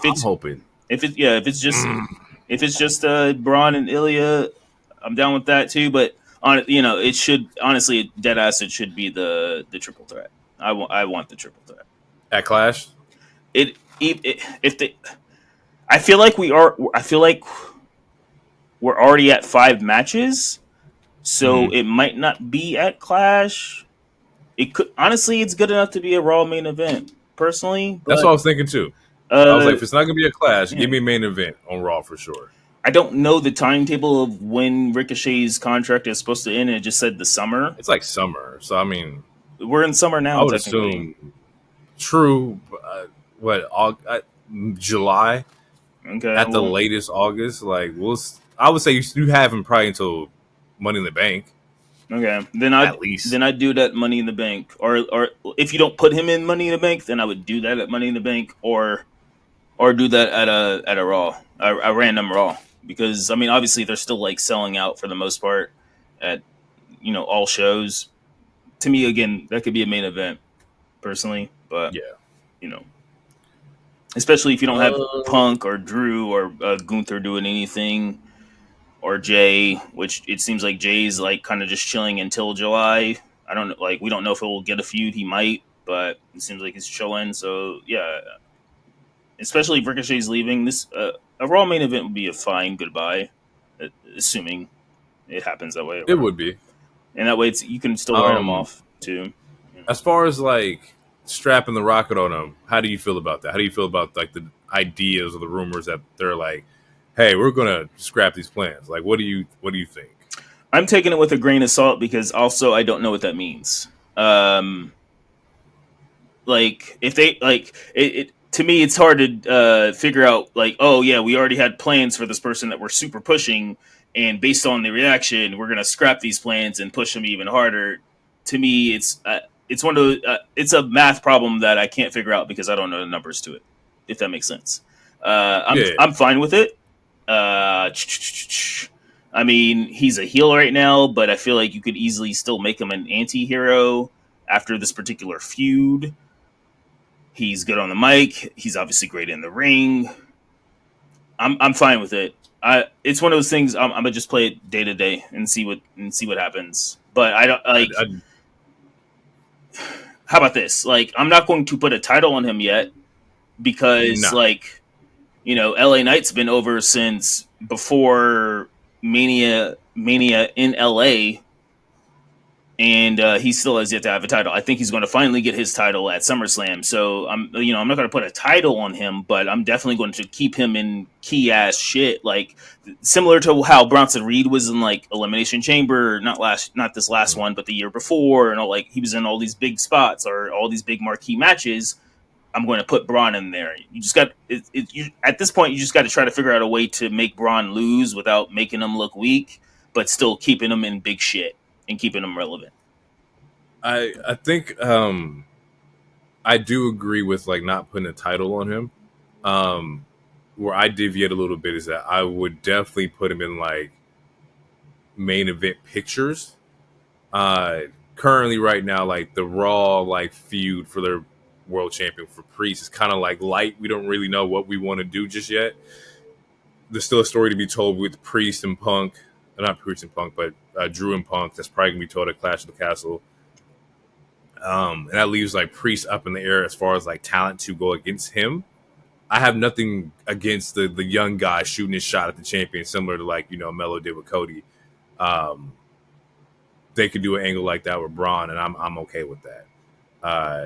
He is the anti-hero of sorts, to where like he will get cheered because of his just nature of his character, like not a Sammy, but like a Seth or a Brock in that matter, to where like the young guy who's just athletic as fuck, he is a heel, but the crowd still loves him.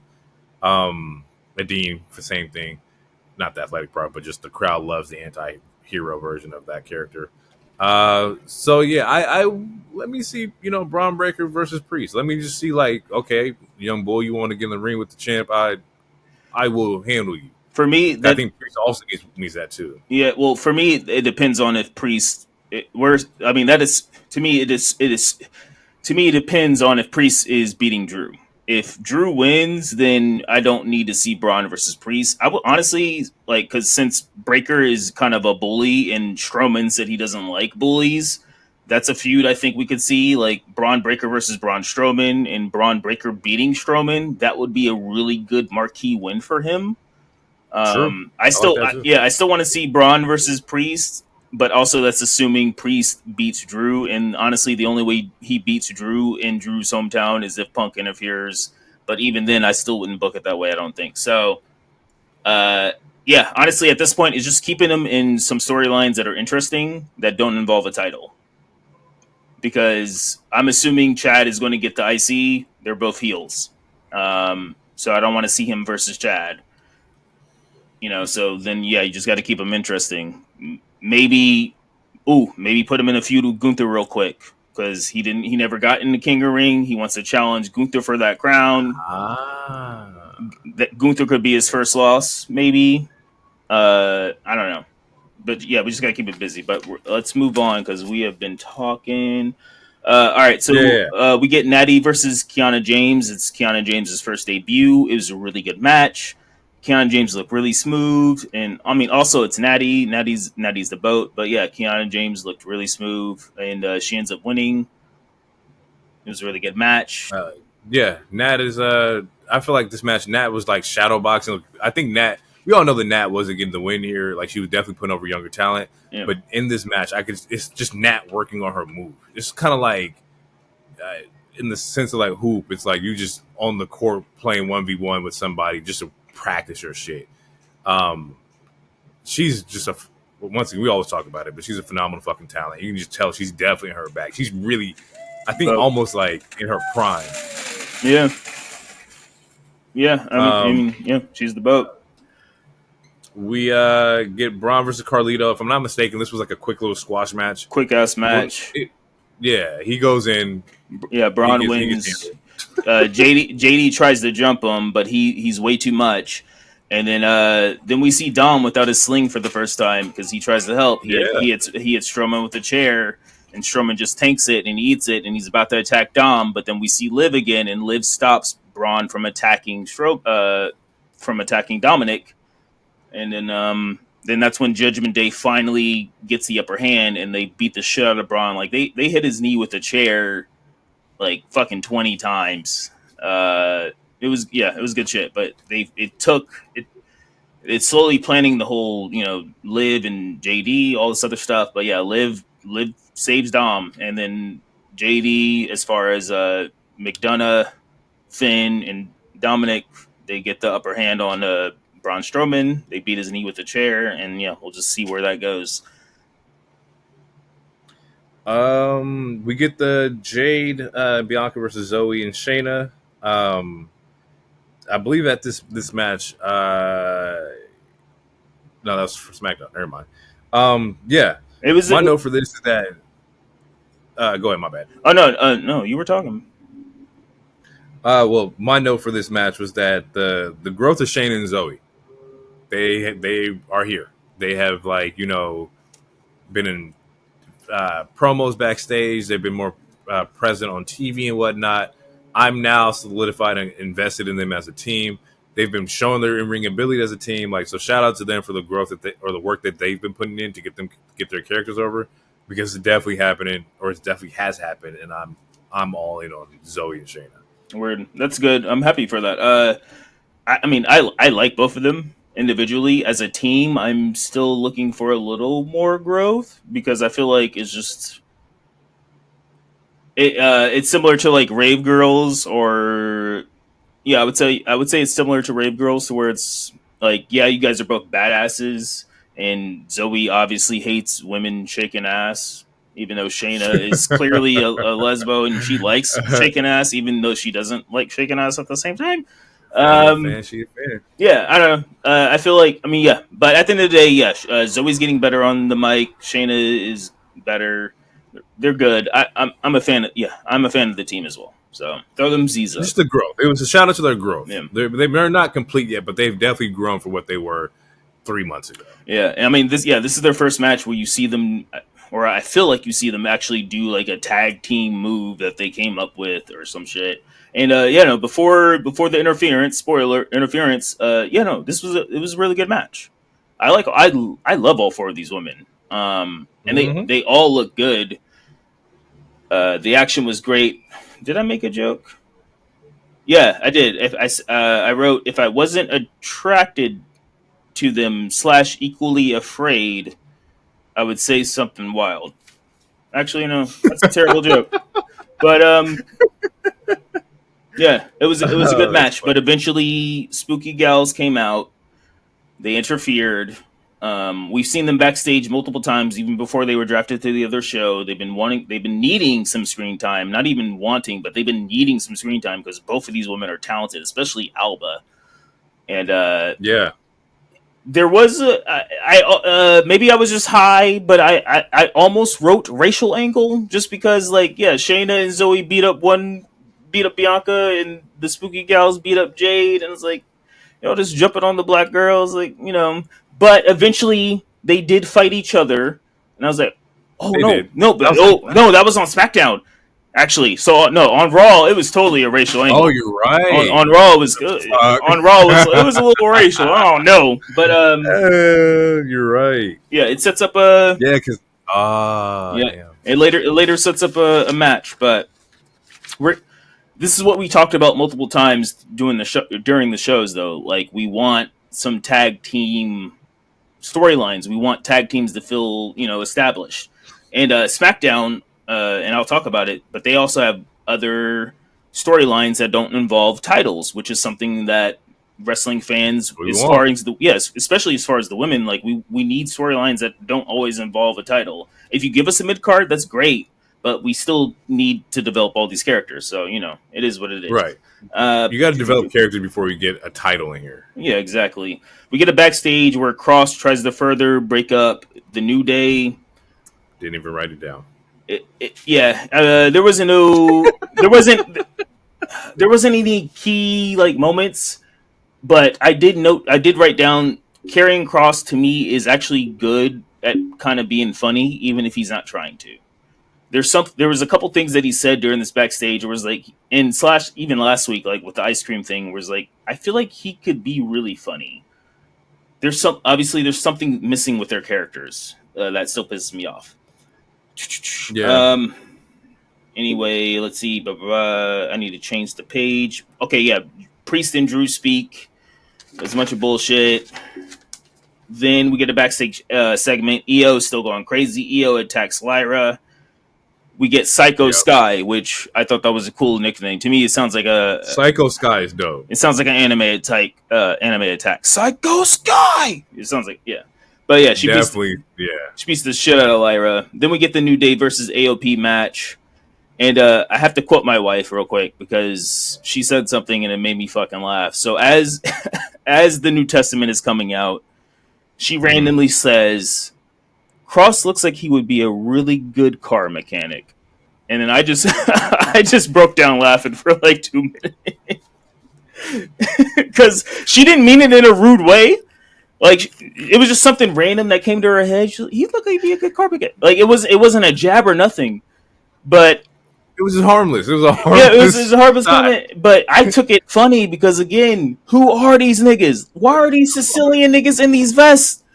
And we got this old again. I don't understand the characters. I like Final Testament. I want them to succeed. I just want them to tell me who the fuck they are.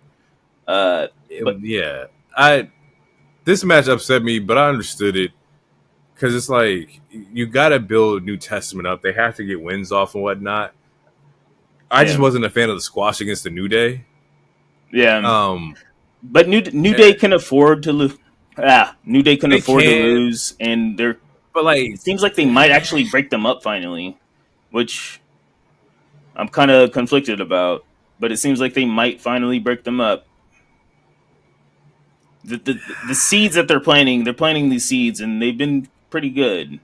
To where Cross is trying to recruit Xavier, or at least trying to break him and Kofi up. And the way that AOP wins is because Cross distracts Kofi, and then it sets up Xavier to get the finisher, which I cannot remember the new name.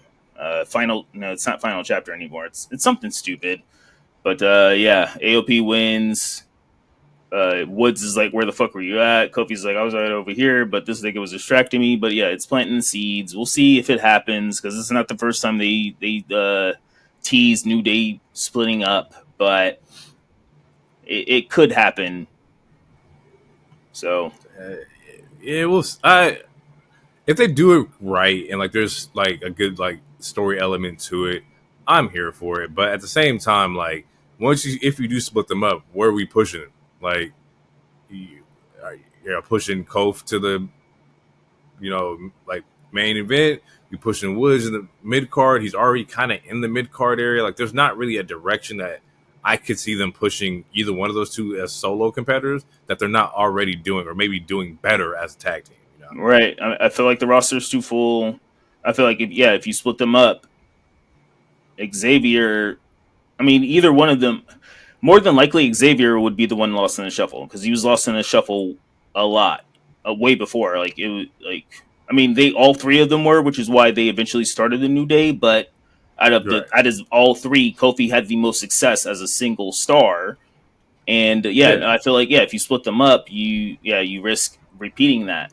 Xavier Woods is great on the mic and he's great in the ring. And the last 3 years or so, he's super showed that, especially in ring wise.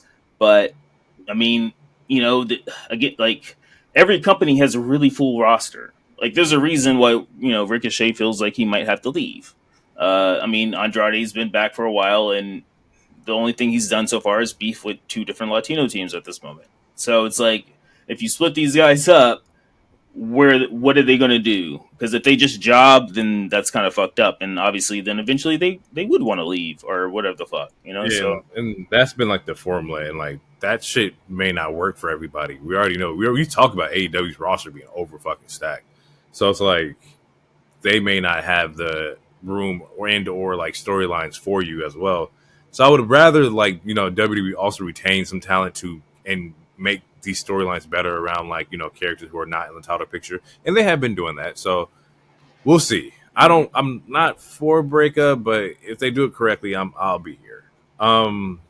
Outside of that, we did get the segment with Jey Uso. He talks about he's entering himself in Money in the Bank. Mm-hmm.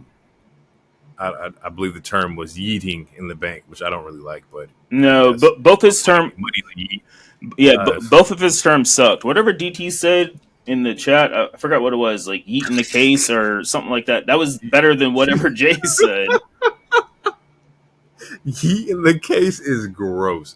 Do you think Jey Uso needs to be in Money in the Bank? No. Same. No, I don't think he's too over. And same with Sammy. Like if Sammy does lose, which I do expect him to lose the IC title, he doesn't need the briefcase either. Like honestly, based off of what you said earlier, as of right now, Sammy's my choice to win next Rumble. Because to me, that makes the most sense. So I don't. Yeah, no, but to answer your original question, no, Jay doesn't need Jay needs a mid card title first. So he can enter the match, but no, he's not winning it. He needs to win the IC or the US before he gets a fucking main title. So I feel like Jay's above the mid card though. I feel like his presence right now it supersedes like US title or IC title. Like Jay touching IC title would feel like a huge downgrade to me, based on the way that Jay's momentum is right now. I understand what you're saying, but it's only a downgrade. Like if the crowd reacts the same way that they react, it's not a downgrade. And to be fair, he does need. I feel like, to me, to be fair, I feel like you can't just leave the tag team scene and then instantly be the world title. I feel like you need to win a mid card first. I feel like you need to win an IC or a US or, if it was back in the day, like a European or something. I feel like you need to get a single title run. You need a single title run, and I don't feel like your first single title run should be the world title unless he did win the Money in the Bank. Then I'm going to say no. Your first title run should not be the world title run. Okay, so hypothetically, which is if why he had an IC run in 2016, good to go. Yes, on paper. Yes. Okay, all right, I could see that. That's one of the reasons why, ever since Mania in LA, I've been no, LA Knight, his first title is going to be US. I've been super firm on that. I've said it multiple times in the chat, and I said it a couple times on the pod, and I think he is going to finally beat Logan to get that title. I don't know. I feel like in today's age, I feel like you have to work your way up to be in the top card. Yeah, he's over as fuck. He's easily he's like in a top 5 most over fucking people in the entire company. And to me, honestly, having him win a mid card helps elevate that mid card because of how over he is. Like if he was the person to dethrone Gunther, even though I think Sammy was still the perfect person, then that's like an easy passing the torch because you go from one over ass person to another over ass person. And Sammy Sammy's over as fuck. Like if Jay's the person to beat Gable, that's gonna be a phenomenal ass match in storyline. But I also think the nigga's name is Main Event Jey Uso, and I don't think Main Event Jey Uso fits Main Event Intercontinental Champion Jey Uso. Like the issue I see is that because Jay was built so fucking heavy during the Bloodline angle, to where his run for the IC title should have been around the time where he was on Raw and nobody liked him. To where now where you got the fans on your side, you are the biggest Uso now that Roman's out of the WWE right now or just the storylines right now. You are that it Uso. You're that it guy right now. And we even saw that with the little head nod that he had with Solo at Backlash. The dude he's just too over right now. I don't think I think he just graduated out of those mid card titles. And that's just based on being around Roman. That aura of Bloodline has just changed his trajectory a little bit for me. No, yeah, I see what you're saying. I still think he needs a single mid card title first, because the way he's over, like, because especially ever since Triple H took over, like their goal is to elevate the mid cards to make them seem as important as the top card, especially when you have your top belt like on someone like a Roman or someone who might not be there every week. So, like since Roman wasn't there every week, that's why they made that US, or no, specifically the Intercontinental. They made the Intercontinentals almost seem like fucking main title, especially because it was on Gunther. But like the way they did the video packages, etc., like they made that title seem extremely prestigious. And they've been doing it also with the US, especially now that it's on Logan. And I think since it's similar to how Sammy is now the Intercontinental, and I think he's definitely going to go to the main card now. I think you should do the same to Jay. It's just a pass, like it's just a passing of the torch type of thing. It's it you're not yeah, it's a passing of the torch type of thing. You're not skipping ahead. You're still over as fuck. He doesn't need to keep it forever, but like since he's over as fuck, that makes that title over as fuck, and it makes that title feel still just as important as the heavyweight or the or undisputed or whatever the fuck you call it now. Yeah, I guess it does also build like Jay's legacy as well. Like Yeah, it gives him like a rap sheet. yeah, and it gives him a resume to where it's like if he does challenge for the world title again, because he's had two main world title, or he's had three now. He fought Roman twice and he fought Priest. Getting a mid card title, it adds to that resume. You're already one of the greatest tag team champions. You did some other cool shit, and now you have a mid card title reign. Like it adds to that resume, is what I'm saying. But let's get real quick because I feel like we're going over time. The last match we get a tweak to Priest's entrance, which was really cool. I thought. Yeah. Same song, but they tweaked the camera angles and shit. It was real cool. We get Rey Mysterio versus Priest. I said Rey. I did right. Rey must have got a fresh shot of the prime stem cells because that deadbeat is moving his ass off, and he was. He's a terrible father and he's a terrible tag team partner, but he was fucking working, and he was working. This was a good match, man. I did enjoy this match a lot. It was a good ass match, and eventually Priest wins. I believe Judgment Day does come out to help. Judgment Day does come out to help because eventually Dragon Lee comes out to try to even odds a little bit. But yeah, Priest wins.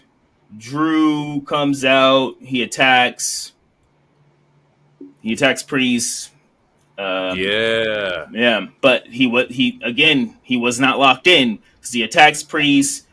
He attacks Priest in the ring. He sets up Priest to put him through the table, the commentary table, and then he loses his focus again. He starts going after Michael Cole, like you're calling me a hypocrite, blah blah blah, and then he gets fucking what is that move called? South of Heaven. Yeah, through a fucking table. And Judgment Day stands tall. And yeah, it's a repeat of what happened at Mania. I mean, it's a repeat of what's been happening the last couple months.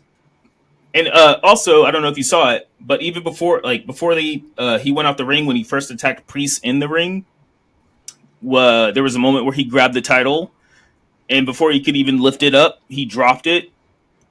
I don't know if it was. I did see that. Yeah. I don't know if it was on purpose. If it was on purpose, that's just great writing because again, you're fumbling your shit, bruh. If you just focus, you stop fumbling the ball, bruh. But yeah, that was raw. You're not wrong. Yeah, that was it. It was a solid episode. Like I said, it was a Judgment Day heavy. A shout out also to the wrestling grandmas. There was a lot of grandmas front stage at these wrestling shows this week, and I thoroughly enjoyed that because it made me think about my grandma. That shit was fucking great. Does your grandma like wrestling? Yeah, that was how I got into it. She was a wrestling head. So we're gonna take a quick break. After you get back from the break, we'll go into Dynamite, and we'll go into SmackDown after that. Catch you guys in a bit. And we're back, people. We're getting to some AEW Dynamite real quick. Some key notes of this episode. MJF is back. He came back at Double or Nothing, and he missed 1 week of Dynamite. Now he's on this week of Dynamite, and yeah, dude didn't lose a step. Comes out with a promo. He was saying like he's offended by Swerve call himself a business mogul. He says He was the going most after offensive line everybody. was he was going after everybody. It's very similar The most to offensive that thing. Punk promo when he was on Raw, where he set up multiple storylines. Yeah, he attacked That's Ospreay, he true. attacked That's true. Swerve, he gave shit to the Elite. Okada, Yeah. like he's back. He's shooting a shot. He's definitely attacking everybody. Looks like the first angle is going to be with Roosh. Roosh comes out and kind of questions like his celebration because I've been breaking my back here and you come back, you get like this big pop and everybody likes you and whatnot. One thing I get that it is Roosh's thing is the whole bull angle, but I don't like the idea of ending your promo with like, because when you mess with the bull, you get the horn. It didn't hit for me, but that's his gig. That's his stick. That's his gimmick. I can't knock a man's hustle. It's corny though. I It's was gonna okay say, to like. It's like I like Roosh. It's okay to say it's yeah, corny. Roosh has a talent, It's a great. it's an old phrase. It's not And granted, Yeah. he does have some broken English, so it doesn't make it hit at like it already hits less, but due to that, it makes it hit even less. And it's just just change it, Yeah. especially if you don't wear horns at all. It's true. I mean, he come up with the mask, or his mask has like horns, I believe. Okay. I thought it did. Yeah, I think it does. Okay. With this, they also had like the what chance in there, and like there's a lot of comments, surprisingly, from like the people I did see talk about this angle. It's like, hey, we don't need the what chance for people who don't speak English as like a first language. Like that's kind of corny in itself. I get that it's a gimmick in wrestling to say what after everything, but when it's like a foreign talent saying like the promo in English, you can't be like what? Like that's kind of played. I don't really like it. I think you can do better than that. Yeah. And MJF also squashes it in the same vein too. Like it was a pretty good like pickup from him because he sits there and he's like, he says, "Oh, I can't hear you," and people thought that he was talking about like his English, but it's more so just the production side of it. He's like, "No, I really can't hear you," and then he's like, "Oh, the crowd does the what chance," and he's like, "No, we're not doing that," He ends up like shouting out Roosh and giving him his props and whatnot. Which real quick, Yeah. 30-second rant. I hate the what chants. The what chants are stupid. The what chants are dumb in every company. Doesn't make any sense. And yes, fans mostly do it to people who are broken English or to people who they just are not interested in. And it's fucking stupid. It's rude. Like they did it during Piper and Bailey's promo also. And Piper gave her best promo since being on the main roster. Best promo. And yeah, no, it's just fucked up. It's stupid. Like stop the what chants. Like they're dumb as fuck. They're dumb as fuck. Yeah. All right, ran over. Definitely overused for sure. So yeah, we look like we're getting Roosh versus MJF as his first match back into AEW. I'm okay with it. It gets Roosh back on the scene. I wonder if it would have to be at Forbidden Door. I think this is the best place to do it, considering the AAA and like the CML talent that we just talked about earlier today. It's not really a Forbidden Door per se because they're both AEW talent. But as far as like just I don't know, like is it a Forbidden Door thing? Is it not? I don't know. I find it very hard that you don't have MJF on Forbidden Door. Like I don't think that you can go. Yeah, he should without him. Yeah, no, he should have something. He should have something. My concern with Roosh being the first match is that Roosh is a hard hitting mother effer. Like he be laying it in, similar to like a Ilya or a Gunther or a Sheamus. Like So for me personally, I wouldn't want that to be my first match. But get it. He wants to be the wolf or whatever. So yeah, if that's the first match you want, go ahead and get it, Max. And I honestly, actually, I think in this promo he talks about like he doesn't know like what kind of person he's going to be fighting at Forbidden Door. So maybe it won't be at Forbidden Door. Maybe this was going to be like a Dynamite or a Collision, probably a Dynamite like or main event, and then he'll end up having some New Japan or somebody from CMLO to like go against. Yeah, because he does bring it up in this promo that he doesn't know who he's fighting at Forbidden Door. We get some video packages throughout this entire episode of AEW. There's a dope one with Roderick Strong. The Mercedes one was really good. There is another one with Daniel Garcia. Like, the production for the show is pretty solid. We're getting some really good backstories on the talent and some of the talent's opponents as well. Yo, real quick, this is the show where they had a QR code for Mercedes, wasn't it? It is, yeah. Okay. Which is fine. Yeah. That's fine. I'm not going to talk shit about that. I just want to reiterate that based off our conversation last week, again, they could have done something to hint that MJF was going to show up, but I don't want to beat a dead horse. It is cool. I see. But no, it's cool that, because there was rumor that Mercedes celebration / her match with Sky Blue or whatever took away Soraya's match that was supposed to happen, and Soraya tweeted some spicy stuff. All that is rumor, but it's cool that they gave her a QR code. I'm not going. Yeah, it's cool. It's cool when they do something different. It's cool. A Burberry QR code for MJF would have been kind of crazy. A little Burberry like QR code that would have hit for me. I'd be like, oh, okay, I see what y'all doing here. Little teasers and whatnot. We get a fatal 4-way. Winner faces Will Ospreay for the international championship next week, I believe. 3 former international champions in this match with Orange Cassidy, Kyle O'Reilly, and Rey Fenix. Jay Lethal also being the 4th competitor here. Very fun match. A lot of jam-packed action as you would expect from the 4 of them. Not really too much to take away from this. I enjoyed it. I thought it was a great segment and whatnot.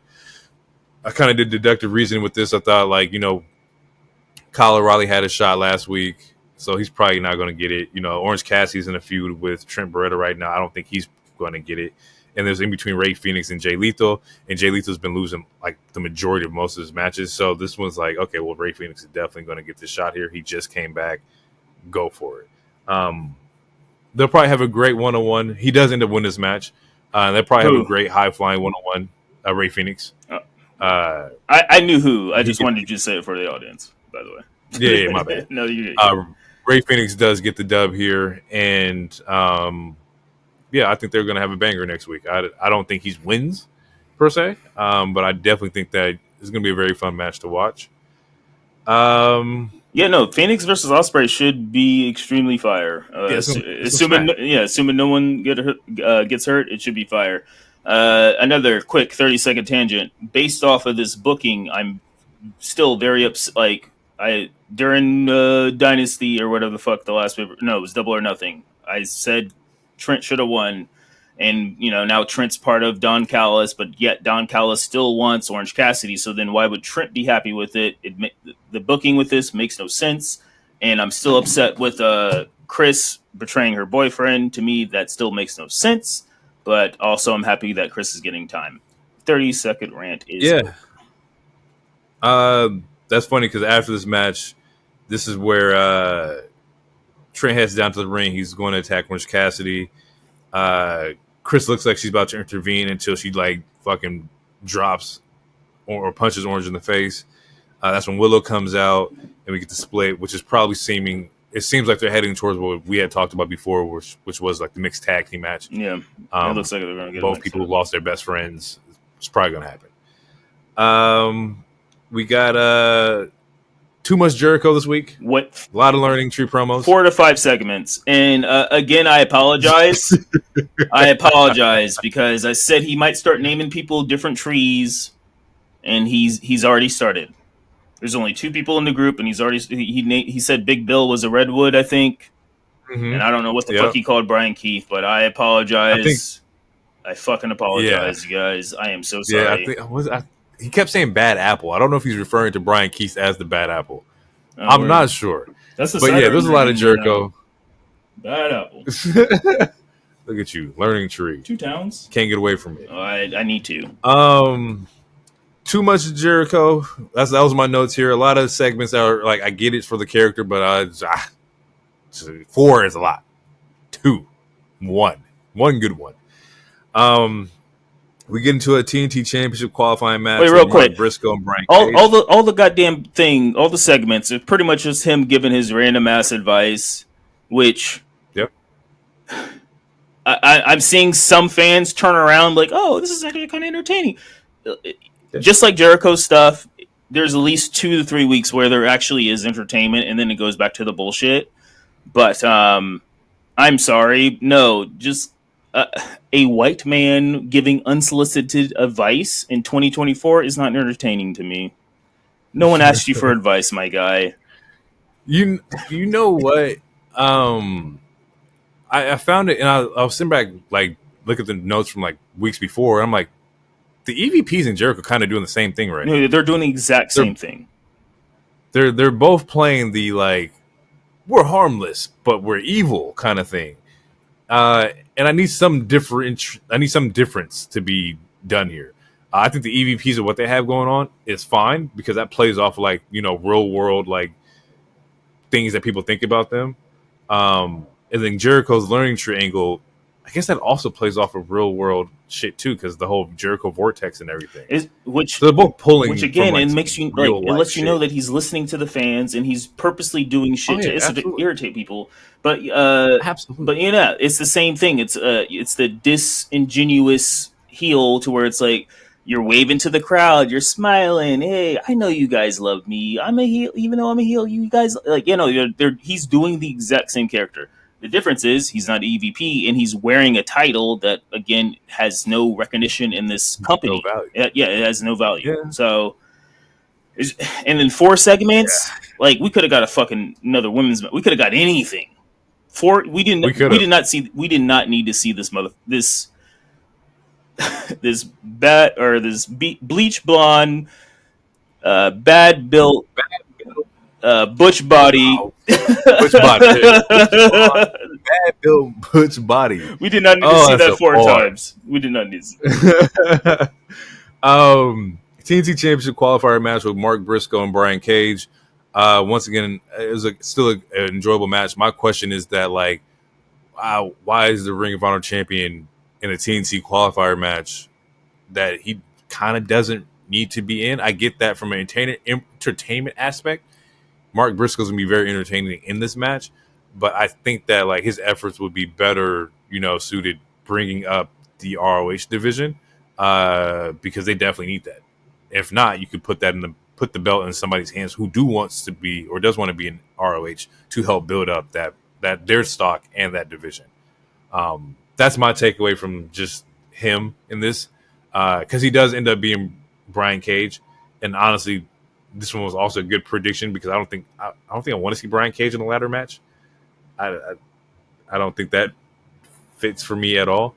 I mean, it really depends on who's in it because he is agile, similar to like a Dijak or a Keith Lee. Like he can do like some big spots or whatever, but I guess you are right. But it also depends on who else is in the match. Like I don't know the full the card, but no, I agree with you, Mark Briscoe. Even though he is super talented, and honestly, if he wasn't the ROH champion, I wouldn't mind that he's in this match. It's one of those things again to where it's similar to like like when fucking Samoa Joe had his title, the ROH title, and he just relinquished it even to go after the AEW, even though technically kayfabe wise he could have just held 2. They don't. Tony or the company in general does not book these ROH titles to feel important. They're damn near just props or paperweights, which is one of the reasons they combine the trios. So eventually some of these titles unless they get their own streaming service or their own show, eventually all these titles are probably going to get merged, or half of them will, similar to the trios. Yeah, and it's just I don't know. I'm looking at like it's weird. I'm looking at Mark Briscoe's like matches too. He won against Eddie, and like his next match was against Griff Garrison, and that was his only title defense, and that happened in April. So like we're in June, he's only defended the belt once. It's a little questionable to me. We could definitely build up ROH a little bit more to help out their division for sure, especially when they didn't have Wheeler Yuta either. Like you didn't have Wheeler out there, which is kind of like their secondary. I think it might be tied with the one that Kyle Fletcher has, or the title might be tied to the one that Kyle Fletcher has too. Kyle Fletcher has a title? I thought he does. Oh, sweet Christmas! I thought Kyle Fletcher has an ROH title, or maybe I'm tripping. I mean, I'll look that up. But I thought he had one. So yeah, from there we get Joe and Hook have a segment. Um, this one is a very funny one, and he comes up and like they're beef with the premier athletes, which is Tony Nese and Ari Daivari, I believe. I think that's how you say his name. Yeah. And I did not know which I've Tony seen these guys Nese in a was while. still in this company. I did not know that. Yeah, he was on this week's episode of Dynamite. They slapped the Funyuns out of Hook's hands, and rightfully so, because Funyuns are fucking disgusting. And prompts some beef, just like, hey man, like this whole time you here, you're still eating shit like this. Smacks the Funyuns out of his hand. Hook's response was, your entire time, you still here after all this time, you're still here losing matches. I like it. Sounds spicy. We got a little feud with them. Joe pulls Hook away, says like, "Nah, they don't dictate when we fight. We dictate when we fight." He later gets interviewed by Renee. They ask like, "Oh, is this some kind of mentorship?" And before he can answer that, like shit breaks out. So we are it looks like we are getting the Joe Hook combo, which I'm down for. I think it's gonna be great. We've already talked about that. Yeah. Swerve addresses a Swerve promo where he addresses MJF. It's basically whenever you want it, come get it kind of thing. He has a contract for this AEW World Championship match that will be sent to Ospreay. Talks about the Young Bucks, and then he talks about how Team AEW shouldn't forget the World Champion next time. Yeah.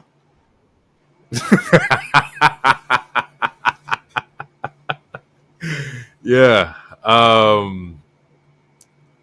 That also makes me think that they're not done with the whole Team AEW angle. They'll probably do one more Team AEW versus Elite 2 or whatever at some fucking pay-per-view, probably after All In or something. Well, like after Arena, we're gonna get a blood and guts match.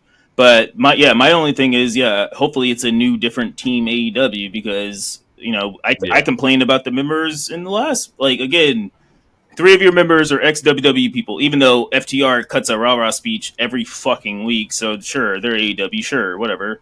But then you got Darby Allin, who again had a broken foot and just got hit by a bus. You could have chose anybody. You could have chose the Ricky Starks. You could have chose a Swerve. You could have saved the Christian shit. You could have chose a Swerve. You could have storyline. They did choose a lot of injured people. A lot of people who were there beating the fuck up during that entire week. Daniel was beat, FTR was beat up, Darby was going through his shit. So maybe that was on purpose. Maybe they wanted to choose and beat down people, and then the next round you get fresh AEW members. I guess, bro. A nigga who won the match was set on fire. But again, that's last week's episode. You can hear my rage about that. Yes, you can hear that. Last week's episode on YouTube. Subscribe. Check that out. We got another video package for Mercedes putting over Stephanie back here. Really dope. They're listening. We're getting video packages and descriptions of talent that we've never seen before. Because after I watched this, I went and did some research, and I didn't realize that the New Japan title that they have, or the New Japan Strong Women's Belt, is only to be on the New Japan Strong live program, which only features in America. Right, which essentially was... Yeah, I'm sorry. Essentially, it was created for Mercedes. She's about to be a double champion. Absolutely. That's definitely where we're going here, because New Japan controls the booking, and she definitely didn't finish her booking dates with them. She's going to be double champ. Mm-hmm. The belt was held by Willow, Julia, and now Stephanie. So out there's definitely a match between Willow and Julia, which I think is really dope, and I would definitely try to find that. I will go find that and watch that. So yeah, definitely looking forward to that. That's going to be a dope match. That's also been added to the Forbidden Door match card. We get a Blackpool Combat Club match versus CMLL's Voter Jr., Magnus, Rugito, and Esfange. And this is the return of Wheeler Yuta. It's the first time that Blackpool Combat Club has been together since the last Anarchy in the Ring of last year. Jesus. So this is really dope to see that. Yeah, it's kind of crazy. I didn't know it was that long. I looked it up to double check, and it was definitely a year ago. So shout out to Wheeler Yuta. We talked about him briefly, about him being injured. It's good to see him back on TV. This was a fun match. It was just bangers, man. Like brawlers and luchadors. I don't know what you want from that. What more could you ask for? That's what you got. A good match. I mean, A damn good match. No, that's what I was asking for. Oh, yeah. To me, it was fine. I'm being facetious. Anyway, continue. I will say I do like I said it before. I love seeing the CMLL talent. They're just dope. Yeah, luchador talent is great, man. Absolutely. It's just, bro, this dude. I think the term is donkey flipped. Like he fucking donkey flipped Claudio. Like that's a big motherfucker to do that to. Bro, like you were laying down and just flip this motherfucker like and hurl him in the air. Like that's not easy to fucking do, bro.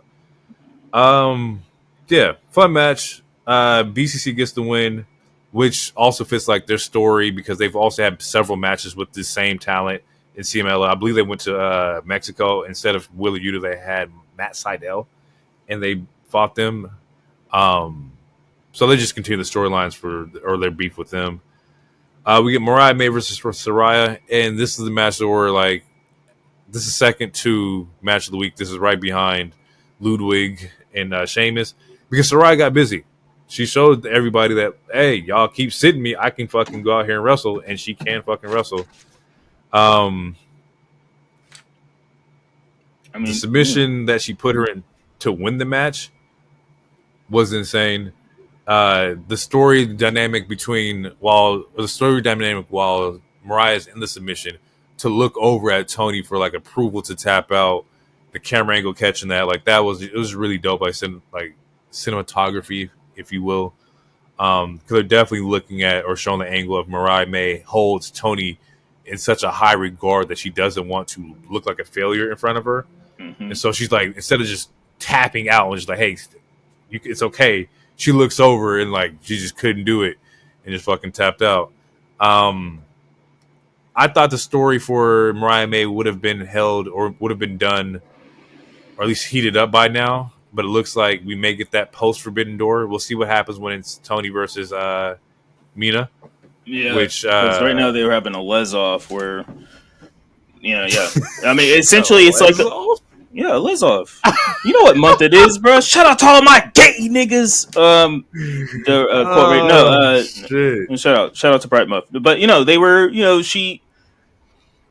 Mina and Tony were fighting over Mariah, and Mariah's like, hug my bosom, hug my bosom. I love both of you. I don't want to choose. Like, essentially, we need similar to what, similar to what Rhea and Liv need to have. Fucking Tony and Mina need to have a custody of Mariah match. Honestly,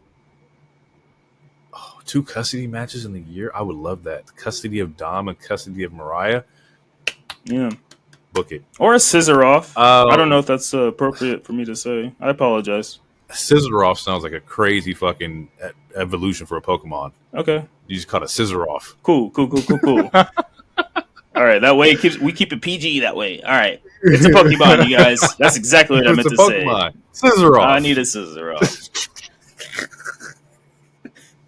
Mega Evolution. Oh shit. Yeah, okay. Scyther. Or Scizor. No, Scizor, yeah. Scizor.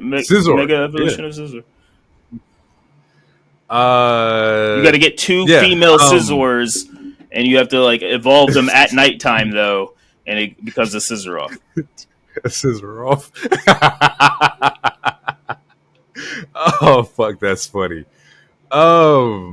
Yeah, so Mina accepts the challenge that was made at the recent Stardom show for Mariah, or recent Stardom show from Tony, asking her to challenge her or be her challenger for Forbidden Door. So we got that confirmed.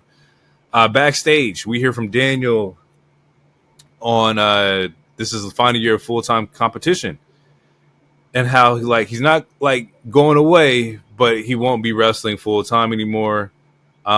Says he lost in big matches. So the straw that broke the camel's back was the Anarchy in the Arena, and that his decision is that he's going to join the Owen Hart Cup, which will the winner earns a shot at the AEW World Championship at All In. My question with this is that, does Daniel need to have the AEW Championship to like complete his AEW run or his full-time run? Do you think that's like he needs to have it? If Wembley is I mean, because I don't know, he's been talking a lot. So essentially, it seems like his contract ends before Wembley, but he's obviously going to extend it a week or whatever. And I guess he plans to still wrestle, but just not be full time. Whatever the case is. To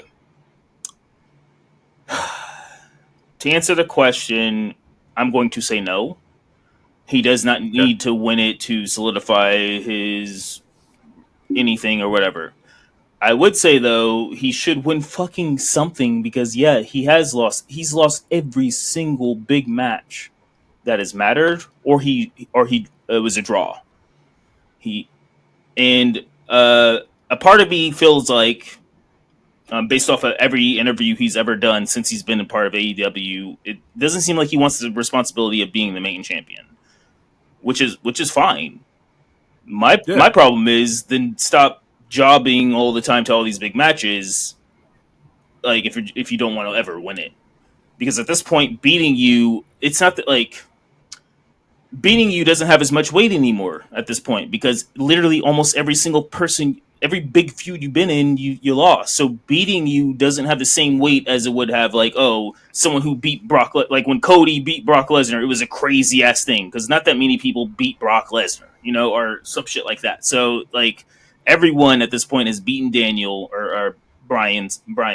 So I mean, yeah, to me, it's not like you're not giving off the big rub. Pause if someone beats you. But let's I don't want to keep saying God damn it. I took a speech class, you guys.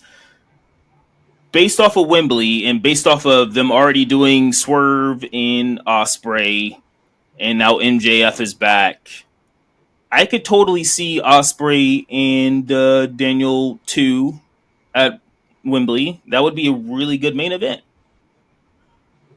Assuming Osprey beats Swerve, If honest shit, think a fatal 4-way with Swerve, Osprey, and MJF and Daniel, that would be cool too for Wembley, I guess. If we're talking about for the Sickos, to me, that's a sicko match. That's a sicko match.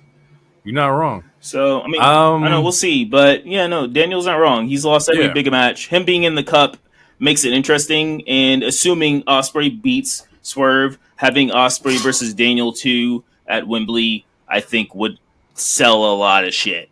Would sell a lot of tickets. But Daniel's also just an ass when it comes to, like, the way he sets up his matches and shit like that, too. Because Daniel could be like, I'm going to go to the Owen Hart Cup and lose in the first round. Yeah, he could. And just do it just to fuck with people. Like, that's just how he gets down.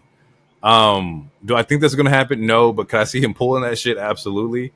Because he likes the whole story, like, oh, I got to climb my way back to the top. I keep losing, like that kind of thing. I'm the American Dragon, but I keep fucking losing. And I say that because, like, also, they come back to Tacoma for is it Wrestle Dome? Yeah, or something Wrestle like that? Dome, which is I predicted it would be him and Swerve, but we'll see. So like they come back then. To where my thought is that like for Owen Cup, this might be the time where Paige comes back and you run fucking Swerve Paige 3 at All In. Wouldn't that be Swerve Paige 4? Would it? I thought it was only it might 3. It might be 3, but even then, it will be a good match, but we don't need it. Because you can't we talked about it before. You cannot up the ante. Their that match. Their last solo match, he drunk this nigga's blood. I'm like, you can't go above that. That was my complaint again with the flamethrower shit. Like next Anarchy, someone needs to be shot. I'm sorry, like. We had someone try to run someone over with a bus, and we had someone set on fire. How else do you top it besides someone either getting shot or, I don't know, drugged by a helicopter? Like, you have to do something fucking crazy. Fuck, bro, I just had the craziest fucking thought in my head. Like, watch next Anarchy at the Arena, somebody gonna shoot Darby with a taser gun, and you be like, think it had to get shot. You have to get shot by something. Like, something has happened. How do you top a flamethrower? Don't answer this question right now, but I want everyone to think about it. How if you're gonna have the same match, it doesn't matter who the contendants are, who the talent is. How do you top over someone getting hit by a bus, someone getting be hung by their foot or their feet, and then also someone being set by fire. Those are 3 big ass crazy spots, and those are only 3 I can remember right now. But 2 of them are really wild. 2 of them are murder or homicide. How do you top that? That's not for us. But I would love to hear some. I would love to hear some guesses. Getting super kicked by taser boots. This, like you're like, are they fighting Static Shock? Like what do we like? And speaking of taser boots, a nigga already had a face mask with tacks in it and got super kicked with tacks. What else can you do? Again, someone gotta pull out the blicky at this point, or fight on top of a moving train. Like something happened. Like I need some major. How do you top that? I saw a nigga get set on fire and win the match. I don't know how you top it. I'm willing. I put the wrestling ring on a boat and watch somebody get dumped off the side. They had the Cruise of Jericho shit though before. I mean, no one. They did. No one got thrown off the boat, but you know, they did have matches on that. They said they had matches on the boat. You know, it was in the boat. Like the ring was inside the boat, or the boat. It wasn't like on the deck or nothing. You know. That's a crazy ass cruise. To wrap up the show, we got an AEW World Championship match. Swerve Strickland versus Roderick Strong. Roderick kind of forced. I think it was Christopher Daniels' hand at challenging Swerve. So this wasn't one of those ones where like he earned a title shot. He just kind of barged in like, I demand a title shot. And at first I was like, that doesn't fit. Like you just lost. Go back to the back of the line. But from a weird challenger angle, I could see it. Like Swerve's opponent or next opponent is going to be Ospreay. Ospreay's last opponent is Roderick Strong. I kind of see how you keep him in the ecosystem, I guess. All in all, was not mad at this. I think I've said it before, like the Undisputed Era boys, all of them know how to fucking get down. With the exception, I said 3 of the 4, because I haven't seen Bobby Fish wrestle, so I don't really know how Bobby gets down. But he gets down, but he's injury prone, and he's not with AEW anymore. So yeah, so I don't have any recollection on Bobby, but Kyle, Cole, Roderick, it don't matter who you put them up against, them boys are gonna fucking go crazy. This is a good challenge for Swerve. I like to see like somebody who is on like main event level caliber go against Swerve. It's a good match, and I agree with what you said. My problem with it being Roderick is that he literally just lost the title a week ago. Right. So instead of rematching it or running it back with the nigga you lost it from, you just skip the line and go for the world champion, which I think you could have also saved that. Like we could have ran this back with Ospreay one more time. Like we didn't have to do Swerve just yet. I mean, Swerve could have fought. Because last week it's honestly. Wait, when is Forbidden Door? Is it this month or is it in July? It's this month. It's the end of June. Oh, okay. Yeah, I don't know. I'm confused because it seems like they're about to do him and Christian again before the Ospreay match. But I could be tripping. But I mean, he fought the Dinosaur last week, cut off his shit, and fought Roderick this week, and then doesn't Christian come out again or something, or doesn't? No, there was a segment earlier this week where Christian just asked for another shot. Okay. But the Bucks was like, hey, you know, we'd love to give you a shot. We'd love to give everybody a shot, kind of like symbolizing or saying like, hey, we'll try. We can't, look out for you, but we'll see.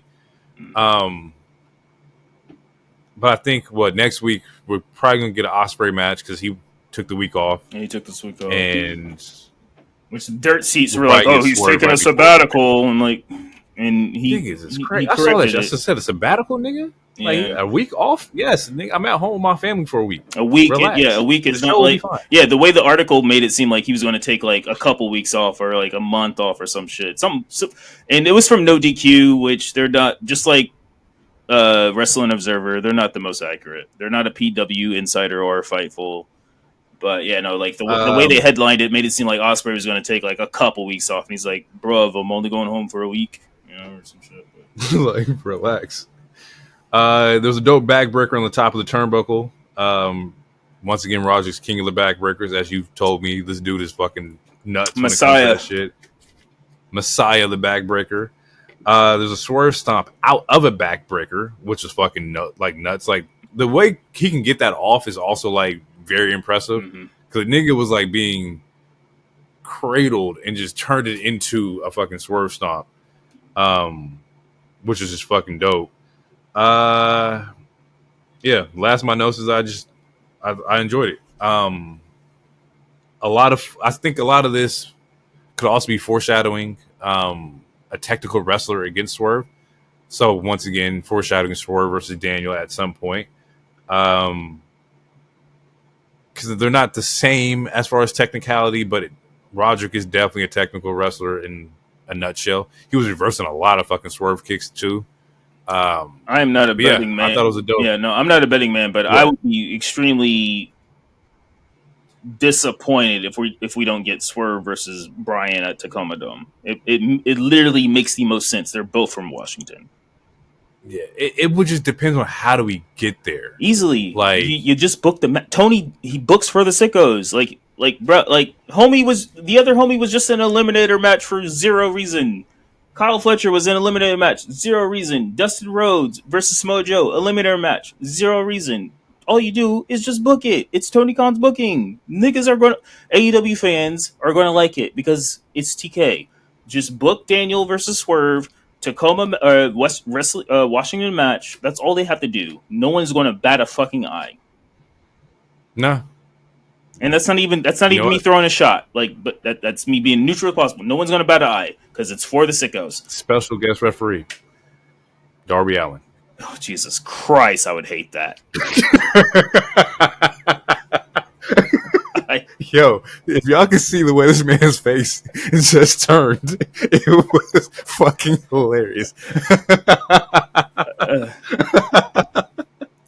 But what you just told me gave me an idea, or I don't want to say an idea, but logically, the best way to do this Swerve versus Ospreay at Forbidden Door is to add Cage to it, and that way Cage could take the pin, so neither Swerve or Ospreay takes the pin, and that way Swerve or Ospreay isn't immediately a double champ, and then Swerve isn't immediately a transitional champion.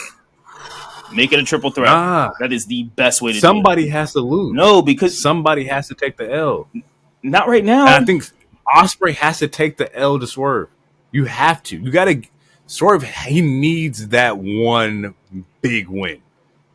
Something away from Joe. He needs this one. He has to beat Ospreay clean. Ospreay's more popular than him. You don't beat Ospreay clean. But that's why Ospreay he needs shouldn't even be on this match. This match shouldn't even be happening right now. Absolutely not. But he should. He needs to win more than Ospreay needs to win on Swerve. If Swerve gets pinned by Ospreay, it's not going to do more than what it would do for him pinning Ospreay. Yes, because Ospreay's already popular. He's already over. I mean, Swerve was over too, and then it's AEW booking. Now I'm throwing shots. Now he's not as popular as he was when he was breaking into niggas' homes and holding babies for whatever reason. That's true. Okay, all right. So, but my other alternative is, yes, he beats Swerve, or Swerve beats Ospreay, but it's because Don Callis finally turns on Ospreay. He honestly, look, Swerve cannot go over Ospreay clean. Ospreay is the biggest person in this company besides MJF right now. Is my thing. And again, this match shouldn't be happening, but this match is happening. So you have to figure out a way to get out of this match without making either of these guys look like shit or completely burying them. And if you don't add the triple threat, if you don't do the triple threat to where neither of them gets pinned, the only other thing I can think of is Don Callis finally turns on Ospreay.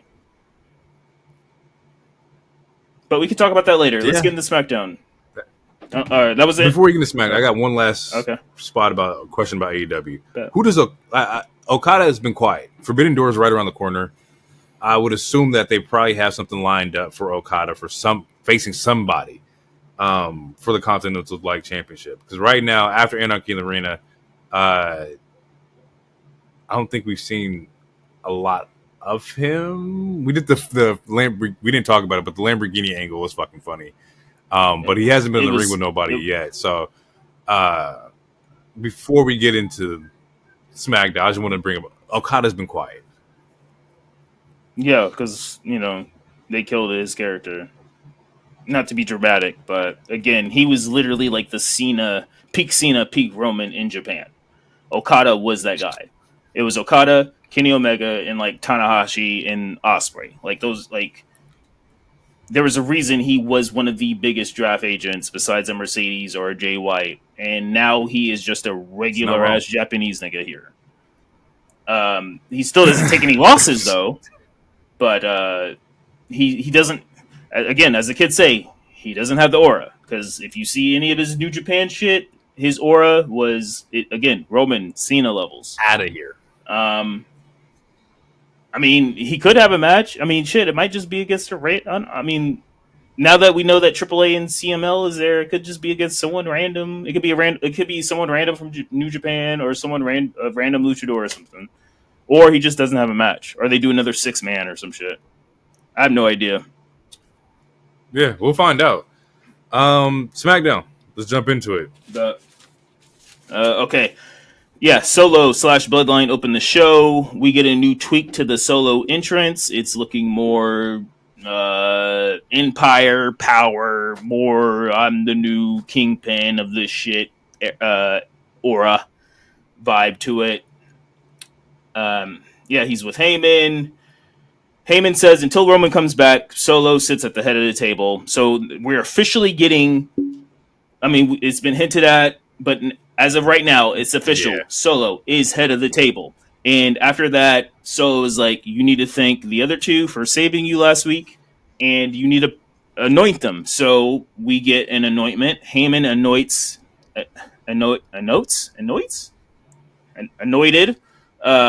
both of the members. Yeah, anoints. Okay. So Tama Tonga is officially, he has the Jey Uso title. He is officially the right-hand man because he was there first, and he's been there for a while. And then he officially adds Tonga Loa, and his title is, as of right now, is the what was it? The infamous, whatever the fuck that. I mean, I know what infamous means, but as far as being a group title, I don't know if that's a group title. You have the right hand man, and you have the infamous Loa. Like it's not the same thing, but you know, yeah. Solo. Yeah, again, Solo makes Heyman thank them. Then KO shows up. He goes for the 1v1. Profits come to help, and they all attack each other, which sets up for a 6-man tag later. I did make a note. Where the fuck did B-Fab come from? Because Profits showed up. We get a 3v3 brawl, and then all of a sudden B-Fab is just on the ropes. I was like, where the fuck does bitch come from? Bitch, respectfully, not not derogatory. Where does bitch come from? She just showed up. I'm like, was she under the ring? Like, what the fuck happened? But yeah, she was there. My side comment about the Paul Heyman angle is that I was like, man, Paul Heyman reminds me of somebody in this situation right now. Just the way he looks, the way he's talking, like, who is this? And I couldn't put my finger on it, and I thought about it. Iago. Paul From Heyman Aladdin? is Iago to Jafar. Yes. This nigga is the scared henchman on the side that's trying to get the hell out.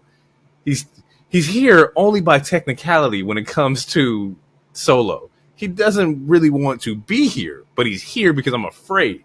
So I was like, Paul Heyman is Iago. Yeah, that's my comparison right now. Holy fuck. Okay, Iago from Aladdin 2 or the cartoon, where it's like, Jafar's gone, I'm a good guy now, sorta, but during Aladdin 2, when Jafar showed back up, he's like, hey, I'm sorry, boss. I'm sorry. Okay, I would give you, dude, that is fucking amazing. That is absolutely that's what he feels like to me. That is a great, in particular, Aladdin 2. You're right. That is fucking great. Bro. Okay, yeah. We get a backscene stage of Cody waiting for AJ in the parking lot. After that, we get another backstage segment. Solo demands Heyman make a 6-man match for later tonight, and if he doesn't do it, you're gonna have to fight Tama Tonga in the fucking locker room. And Heyman's like, the other match is a better match. And it just adds more to the story to where like Roman never threatened Heyman. But Solo again is like, he's more, violent. He's hiring violent family members, coworkers. Like, he's literally threatened the wise men. And eventually, I feel like that's what's going to make Roman come back, because you don't threaten my wise men. And when that baby face, bro, Like, if he hits Paul, like that would be crazy. something's going to happen. They're going to attack Paul, and then Roman's going to fucking show up, bro. Oh, And that baby face pop. Woo! All right, man, it's going to be wild. I'm here for it. I'm ready for it. We get it back. We get so after that we get Jade versus Bianca. Jade and Bianca versus Candice and Indy. Number 2. It was a really good match. Indy is so much better now. She's doing good. Candice is in her bag, especially as a heel. Zoe and Shay Shay show up on one side, and then Spooky Gals. I'm going to still call them Spooky Gals until I see something different. As far as I'm concerned, they're still witches. Spooky Gals show up. Alba Fire and Isla Dawn. They're watching the match, but yeah, Bianca, Jade win. Then they both attack, and then we foreshadowed it earlier. So yeah, both teams attack Bianca and Jade, and then it gets to the point where Shay Shay and Zoe grab one tag title, Spooky Gals grab the other title. Then they finally fight, so it's not feeling all racial this moment. And then fucking Black Bombshells, Cocoa Butter Combat Club, they get the fucking upper hand. They beat up all 4 motherfuckers, and yeah, they're looking fucking strong as shit. And later, we'll just say it now. Later, they leave all this as room. They set up a triple threat. So we're gonna get a triple threat women's tag match at Clash of the Castle with Shay Shay and Zoe, Black Bombshells, Cocoa Butter Combat Club, and then Spooky Gals, Alba Fire, and Isla Dawn. Fire, Isla. Yep. I'm here for that. I love that. I love that booking. That's a great booking. I think it gets Spooky Girls involved. They've been prancing around the tag team titles and for a while, doing promos about it for a while now. Yeah, so like this is cool. I like it. Yeah, and this is one of the first times. It's not the first time, but it's one of the first times in a while that it's starting to feel like a legit tag team division, which is something that we've talked about on multiple episodes. Yeah, and they're putting effort in. Yeah, and there's something else that they're putting effort in, and honestly, I'll just say it now because I don't want to forget. There's 2 other things that happen in this show, with like, for example, Nia Jax and Mia Yim with Tiffany Stratton, and then there's a moment with Naomi and Chelsea Green. And now it seems like they're finally besides the tag matches and besides the Bayley storyline, there are 2 other storylines that don't involve titles. Like, they're giving us other storylines with the women that don't need to involve titles, which is making me feel way more comfortable to them finally be like, all right, give us a mid-card. Because, again, our whole argument was like, flesh out the tag division before you give us a fucking women's intercontinental, you know? Correct. And this seems like they're starting to flesh it out a little bit. They still need to do some work on Raw / NXT, but they're starting to flesh it out. And now, as far as SmackDown goes, I mean, Raw too, but with SmackDown, yeah, we're getting... On both shows, we're getting storylines with the women that don't involve the title, which is good. That means more women are getting time. That means there's more storylines. And again, like, not everyone has to be circled around this fucking trophy.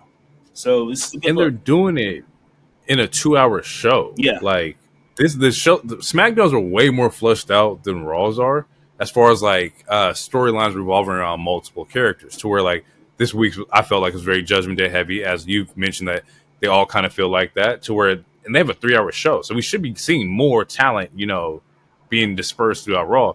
To where SmackDown, it's 2-hour shows, and we got storylines between Trent and Chelsea, like Piper Bayley, Cocoa Butter Combat Club. Like, there's so many different stories happening with the women that we should be able to like do this on both shows and get everybody like in, especially with a 3-hour show. Yeah, and but continue. Shout out to NXT, because NXT is one of the better show. Like, out of all the promotions, I will slightly exclude NXT. So out of AEW and both of the other WWE shows, NXT is one of the better shows as far as like having multiple women storylines.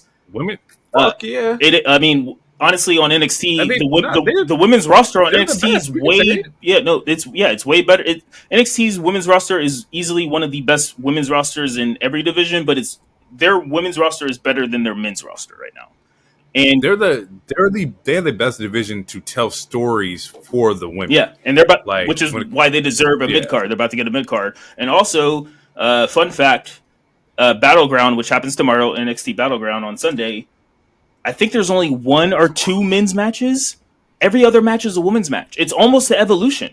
It's damn near Evolution. Like almost every match is a women's match, except for we're getting Trick versus Ethan, and then I think we're getting one other. We're getting the men's triple threat for the North American. And other than that, I want to say every other match is a women's match. So it's like NXT's women's division is fucking killing it. And this is the one with Roxanne and Jordan Grace. I'm tuned in. Yeah, the fuck, I'm tuned in. What the fuck are we talking about? Yeah, so but you are right. The ladder match for the women's North American Championship, Lola versus Shayna, Roxanne versus Jordan. So yeah, we have 1, 2, 3, 1, 2. So it's 3 and 3. 3 and 3. Okay. Yeah, which is still a good even split. I mean that's again most in any other promotion. Like even during the fight, all of them gonna be bangers. Yeah. You can't tell me out of the 3 of these women matches, you can't say this one's gonna be better than this one.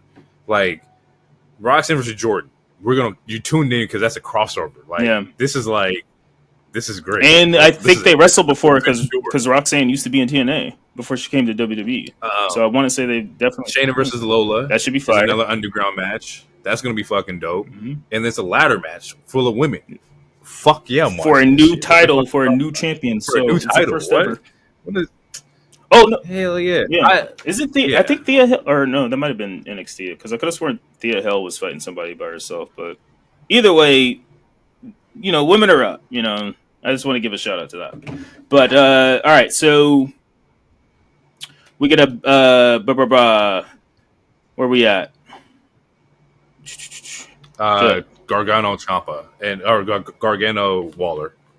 Okay, wait. Before that, we get a quick backstage with Apollo. Angel Garza attacks him, which that sets up for a different match later in the show.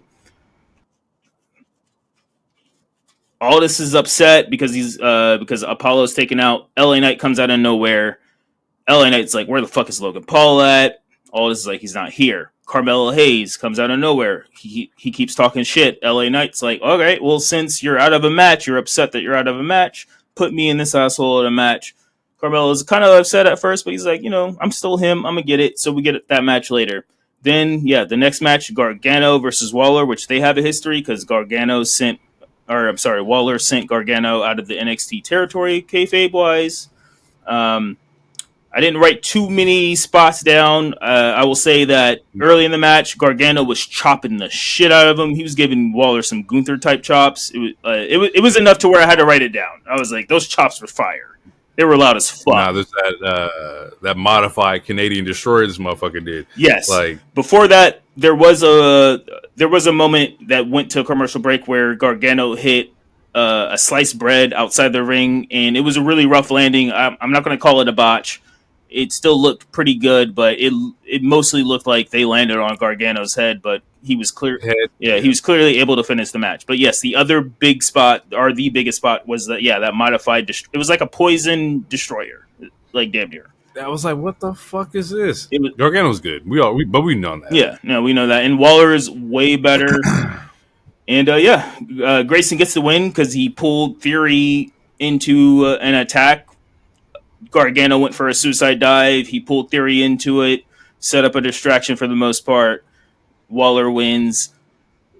Theory seems a little upset for it. We're going to get that face turn. This team's going to split up soon. We're going to get new champions soon. We're already over time limit, but next week I want to talk to you about who you think the next champions will be if it's not going to be DIY. That's a good question. And that's funny because I don't have an answer right now, but I will definitely have an answer for you next week. That's a great question. I don't have an answer either based on the booking, but as far as tonight's or last night's episode goes, it might be DIY, but who knows? There's a lot of good tag teams. Yeah, we haven't seen New Catch in a minute either. Is New Catch on Raw or on SmackDown? They're on Raw because I remember them getting beat up by AOP after the draft. I think they're on Raw. Okay. I just don't think they were on this last episode or so. All right. Yeah, AJ finally shows up. Fucking Cody Rhodes was still waiting in the parking lot. Aldis brings security because he doesn't want them fighting in the parking lot. So then Cody Rhodes is upset because the security won't let him go to the thing, won't let him fight AJ. He goes to the fucking ring. He talks some shit. AJ comes out, and he comes out with Carl and Carl Anderson and Luke Gallows. So it seems like they're back as a trio. OC baby, OC, too sweet. the original club, and they have a back and forth, which sets up for a Clash in the Castle match. AJ he does another homage because last week he did a homage to Mark Henry. This week he does a homage to Batista. He's like, "Give me what I want." Like, you think I'm gonna fight you? No. You think I'm gonna give you what you want? Nah. Give me what I want. Cody Rhodes is like, "All right, I'm gonna make you say what you should have said last week, and that's I quit." So we're gonna get an I quit match at Clash at the Castle. Thus far, the only stipulation match for that show, and that's good. It should be a good match. I'm excited. Yeah. Stipulation matches. Funny, ironically enough, we get a stipulation match on the week. We have the stipulation question. But yeah, an I quit match. I'm down for it. Yeah, I'm very interested. I'm also down for the memes about the community around this. Also, has been very fucking funny. The community. Community. Yeah. After that, we get a moment where Bianca and Jade leave Aldis's room. We get an interview, and it's because they asked for the triple threat, which we already talked about. So yeah, we get a women's triple threat for Clash of the Castle. Then after that, that's when we get the LA Knight and Mello match. It was a good match. It wasn't too short, wasn't too long. They had some good spots, but eventually LA Knight wins. They're playing on the character, and I'm only saying this because the way internet reacts to shit. Like, Ilya lost one match, Lyra lost one or two, I think one, but Carmelo so far lost 3 or 2, and I just want people to know we can't book new talent all the same. Not everyone can be a Bron Breaker, it's okay. He's on a harder roster. Yeah, and on a shorter show, and he's doing his shit. Like, every single week, he's been on TV. He's cut really good promos. He made one slight mistake last week, but he fucking recovered immediately and perfectly. And he ain't fought nobody in his range. He's been shooting high. It's been Cody. It's been Randy. It's LA Knight. Like, he's trying to hit at the hitters, which is like what you want as like a rookie talent. But he's not supposed to beat those guys. Those guys is vets right now. That makes sense. Yeah, and the way his character is that he's a rookie who is a really good rookie. He was drafted higher than a lot of people, but he's letting that cockiness get to him from time to time, and it's costing him matches. But he's not, like, a lot of the matches, he's not losing like super clean. Like, this match was like, he didn't get the BFT. He lost again to, like, it was a roll up over a roll up, similar to the Lewick Sheamus match almost. So yeah, the only match he lost super clean to was Cody and Randy. So yeah, he's taken 3 losses, but 2 of them were from finishers, if that matters to any of you guys.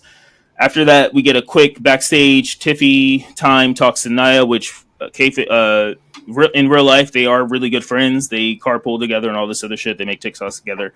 Tiffy suggests, like, hey, you're the queen of the ring. I could be the princess of the ring. We could work together. Think about it. Nia's like, she doesn't really say anything, but she gives the face like, I'll think about it. After that, Mia Yim comes out of nowhere. Keep AJ's name out your mouth. Throws a drink on her, and then they get into a little brawl. And because of the drink, Nia slips like 3 times. Thank God she didn't like sprain nothing. Because that was kind of crazy. She had that Mario Kart banana. She's absolutely. She lived like 3 times. Absolutely. But yeah, we're gonna get a promo or program from them, which is cool. Gives something Nia to do. Hey, a Nia and fucking Tiff tag. I'm cool. I think that's dope. I think that's like heel. That's heel shit, right? That's prime heel shit.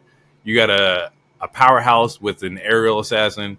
Like, that's kind of what you want in your tag teams. Like, that would be kind of dope to see. It'd be new. It'd be fresh. Yeah, I think it would be a better version than when Nia was friends with Alexa. I mean, I like Alexa. Yeah. She's great on the mic, and she's really good in the ring. But to me, Tiffany, again, is that next generational. I think that'd be a good tag, too. And the fact that they're even slightly setting it up is dope. It's a possibility. Yeah, it's a possibility. Yeah. It doesn't have to happen, and they don't. No, it's just fun. It gives them something to do, because at some point, I'm assuming Bayley's going to win. even if Nia wins at SummerSlam, Nia or Tiffany still needs shit to do because she can't, Yeah. So, yeah. Maybe Tiff helps Nia get the chip. Maybe that's a storyline. Ooh, yeah. She helps her win. Try to build the trust. Yeah, I'm here for it. I think that worked. So we get a quick video from Logan Paul. He cuts a really good promo on LA Knight. I'm not going to say anything else. You guys can just watch it. It was it was pre-taped. The It was nigga was good. like, he's like, he want to send. He said there's levels to this, and he needs LA Knight to go back to the mid card where he belongs. I'm like, this nigga's the mid card champion. Yeah. No, that part was a miscue. But I would, if I'm playing devil's advocate, the only reason why you could argue maybe that it wasn't a full miscue was because everything Logan said before that, where he's like, "Look, I'm top tier. Everyone I faced has been championship caliber. You're a nigga. You're someone who's never won a title, so you're not on my level." Right. But he shouldn't have said go back to the mid card. He should have just said go back to your lane. You're the king of the mid cards right now. Yeah, no, like you are the leader. Yeah, that was yeah. He shouldn't have said that, but whatever. So yeah, after that we get a quick. Wait, no. Oh, that's your main event. No, because we skipped the Bailey promo. So yeah, so before that. Logan Paul, Bailey came out. She had a good promo. Then Chelsea and Piper come out. Chelsea was really good on the mic, but Piper, for the first time in a long time, especially since she's been on the main roster, she cut a fucking. I mean, I was super in awe of Bailey's promo. Bailey's promo was fire, and like based off her promo, this was like that's why she's one of the horsewomen. Like besides her being an in-ring general, all this other shit, that promo was really good. And then Chelsea came out really good, really antagonizing, really irritating. And then Piper spoke. We got some bullshit what chance. She shut them down with like inbred says what, which did shut them down. And they're in Kentucky, so I'm sure there's a lot of inbred, so that's why they stopped talking. And then yeah, she hit Bailey with the clap back, and it was a really good promo. I'm super excited for it. Okay, first, the thought of somebody actually being offended when she said inbred says what, and somebody's like mad as fuck, just huffing and puffing. Like, how she know? How she know you my sister cousin? I married my cousin legally. Let's go. Me and my cousin been friends since 3. I love my cousin. Billy John, let's leave. Let's go let you know we're the best wrestle. The dope thing about this promo is that we got a backstory about Piper. She was talking about her history, like, yeah, you saw me at Evolution or the Mae Young Classic, but I was wrestling in Japan before that, in UK and Ireland. I was like getting her shit off, right? The only thing I wanted a little bit more of was for her to like be not necessarily like mean with it, but more aggressive with it, because it was also like she was speaking it from like a babyface angle. I just need her to be like, nah, I'm from here. I've been doing this shit. Like I'm rah rah rah rah rah. Just more aggression in it. But other than that, like, and that's just me nitpicking. It was a good promo. Like she did a phenomenal fucking job. This is the most that we ever got out of Piper. We all know that she's a great fucking talent. Mm-hmm. We've probably talked about her before on this podcast about, hey, no, she actually showed out.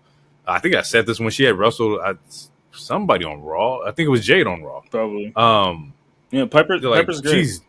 She's good. So like, I'm glad we're finally getting the ball in Piper's hands. She's gonna have a main event, not a main event match, but she'll have a scheduled match at Clash of the Castle, and I think that that's gonna be fun to see. Yeah, and it's good. So yeah, I'm down. And it's a good test for Bailey before she fights Nia, because Piper is foreshadowing. Piper is a fucking tank, and she is a heavyweight, and she's not easy to beat.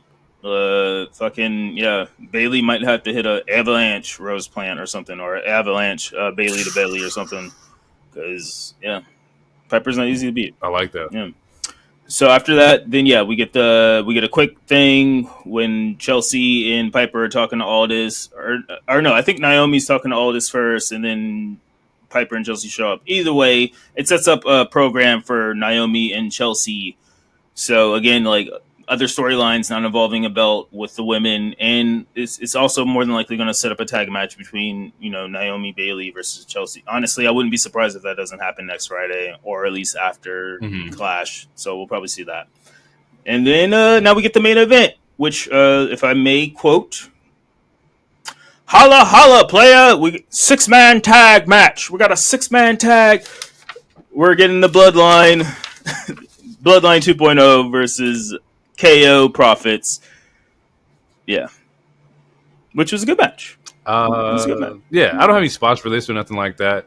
Most of it comes at the end where all like the chaos ensues. Yeah, it was mostly but I'm still not sold on Bloodline 2.0. I did like the advancement that they had this episode, but still need a little bit more. Nothing's like kind of connecting. I think it's really hard also because like Bloodline was such a lovable like group, not lovable, but like you just it's Jimmy, Jay, Sammy, Roman. Like it's kind of hard to compete with that. It's kind of like when you do, I don't know. I guess you could do DX without the rest of the members, but it's just like it's just weird. It's not the same group, so it's a different level of like attraction. Or it's similar to how we're gonna feel with the next Avengers movie, knowing that we ain't got Tony Stark and Captain. Yeah, familiarity. That's the word I'm looking for. Yeah. It's like you guys are the Avengers in name, but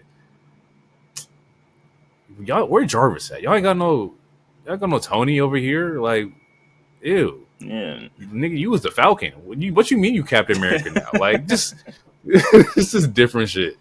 But they are trying to like work through that. It's hard. Like I said, it was a 4-year investment. So like, and this is I'm gonna give them some time. And this is a work in progress. It's only been since Mania. Yes, so like since Mania. So April, 2 months, 2 months and some change. Yeah. 8 shows. And then like I'm on record. Solo has been better each week since Mania. Every time he's been on, there was that first week where we talked about, it was like, oh, he kind of sounded like the nigga from Malcolm in the Middle, where he was like breathing weird. He had that weird pacing. But ever since then, he's been getting better and better. Like he's been like, you're right. And this week, it seemed like, he was like, they tweaked their entrance a little bit also, and it seems like he's finally getting. All of them are slowly getting into their groove. Tonga Loa still hasn't talked. Tama has only talked like 3 times. To me, I mean, physically he's intimidating, and the shit that he does is intimidating, but his voice to me isn't intimidating. Not that it needs to be, but then that means at least he needs to start saying some crazy shit to match that crazy persona. At least for me. But I think it's one of those moments where we just got to keep letting it play out, because it's still fresh. They're not in a real full storyline right now, other than beefing with Kevin, and I'm assuming eventually Randy. And then eventually Jimmy's going to come. Like, all this eventually is going to set up for Civil War, Bloodline Civil War Part 2, but it's going to take time because we still don't have Roman, we still don't have Rock, we still don't have Fatu. So don't have Jim, like they don't have Jimmy. I think Jimmy comes back pretty soon too. Hopefully. So we still hope. Yeah, hopefully Jimmy comes back soon. Then we can like start flushing out the details of the story and whatnot. Because Jimmy's gonna be a very critical part in this story. I'm assuming Jimmy would be the catalyst to get Jay. I think that's how that kind of like works out. And we'll just go from there. Yeah. But Bloodline wins. We see Solo hit a spear. More seeds planted. Spear. And at the end of the match, they beat the shit out of Montez. He hits the spear on Dawkins because Dawkins tries to save Montez, so they beat the shit out of Dawkins. And then after that, they triple powerbomb a la of Shield. They triple powerbomb KO through the table. What they call it? The Cerberus? I think, is that what they call the three-headed powerbomb or whatever? Shield was great. I mean, the 3-headed dog is Cerberus. I thought that's what they called the powerbomb. I don't know. I'm not sure. I just assumed they called it triple powerbomb. When I got back into wrestling, Seth was Solo, so I don't know. Oh, you missed the whole shit. Yeah, that was the best part. I missed all. I mean, I got back. My first match was the triple threat with Cena, Brock, and Seth, which is easily one of the best triple threats ever to exist, as far as I'm concerned. But you guys, Shield was Shield is great. Yeah, I missed a lot. But that's our show. But yeah, that's the show. It was like SmackDown was good. Overall, good shows from everybody this week. Coming up, we have our Clash of the Castle predictions, so definitely be on the lookout for that. We're gonna have that up, as well as we're gonna have Forbidden Door when that also comes around. Definitely, continue to support us as you have been with listening, liking, following the whole nine. We are on Twitter at the Monday Night Wave. We are on YouTube at the Monday Night Wave. Definitely tune in. Do we have an check Insta us out, yet? Spotify, Google Podcasts. We don't have an Insta. All right, we will make an Insta, and it will be Monday Night Wave. You can definitely do that. That would be, hey, yeah, y'all on Insta. Y'all know what the biz is. We'll be on all socials pretty soon, or a good majority of them. But until then, we will catch you guys in the next one. It's been real. Thank you for listening. Peace out. Too sweet.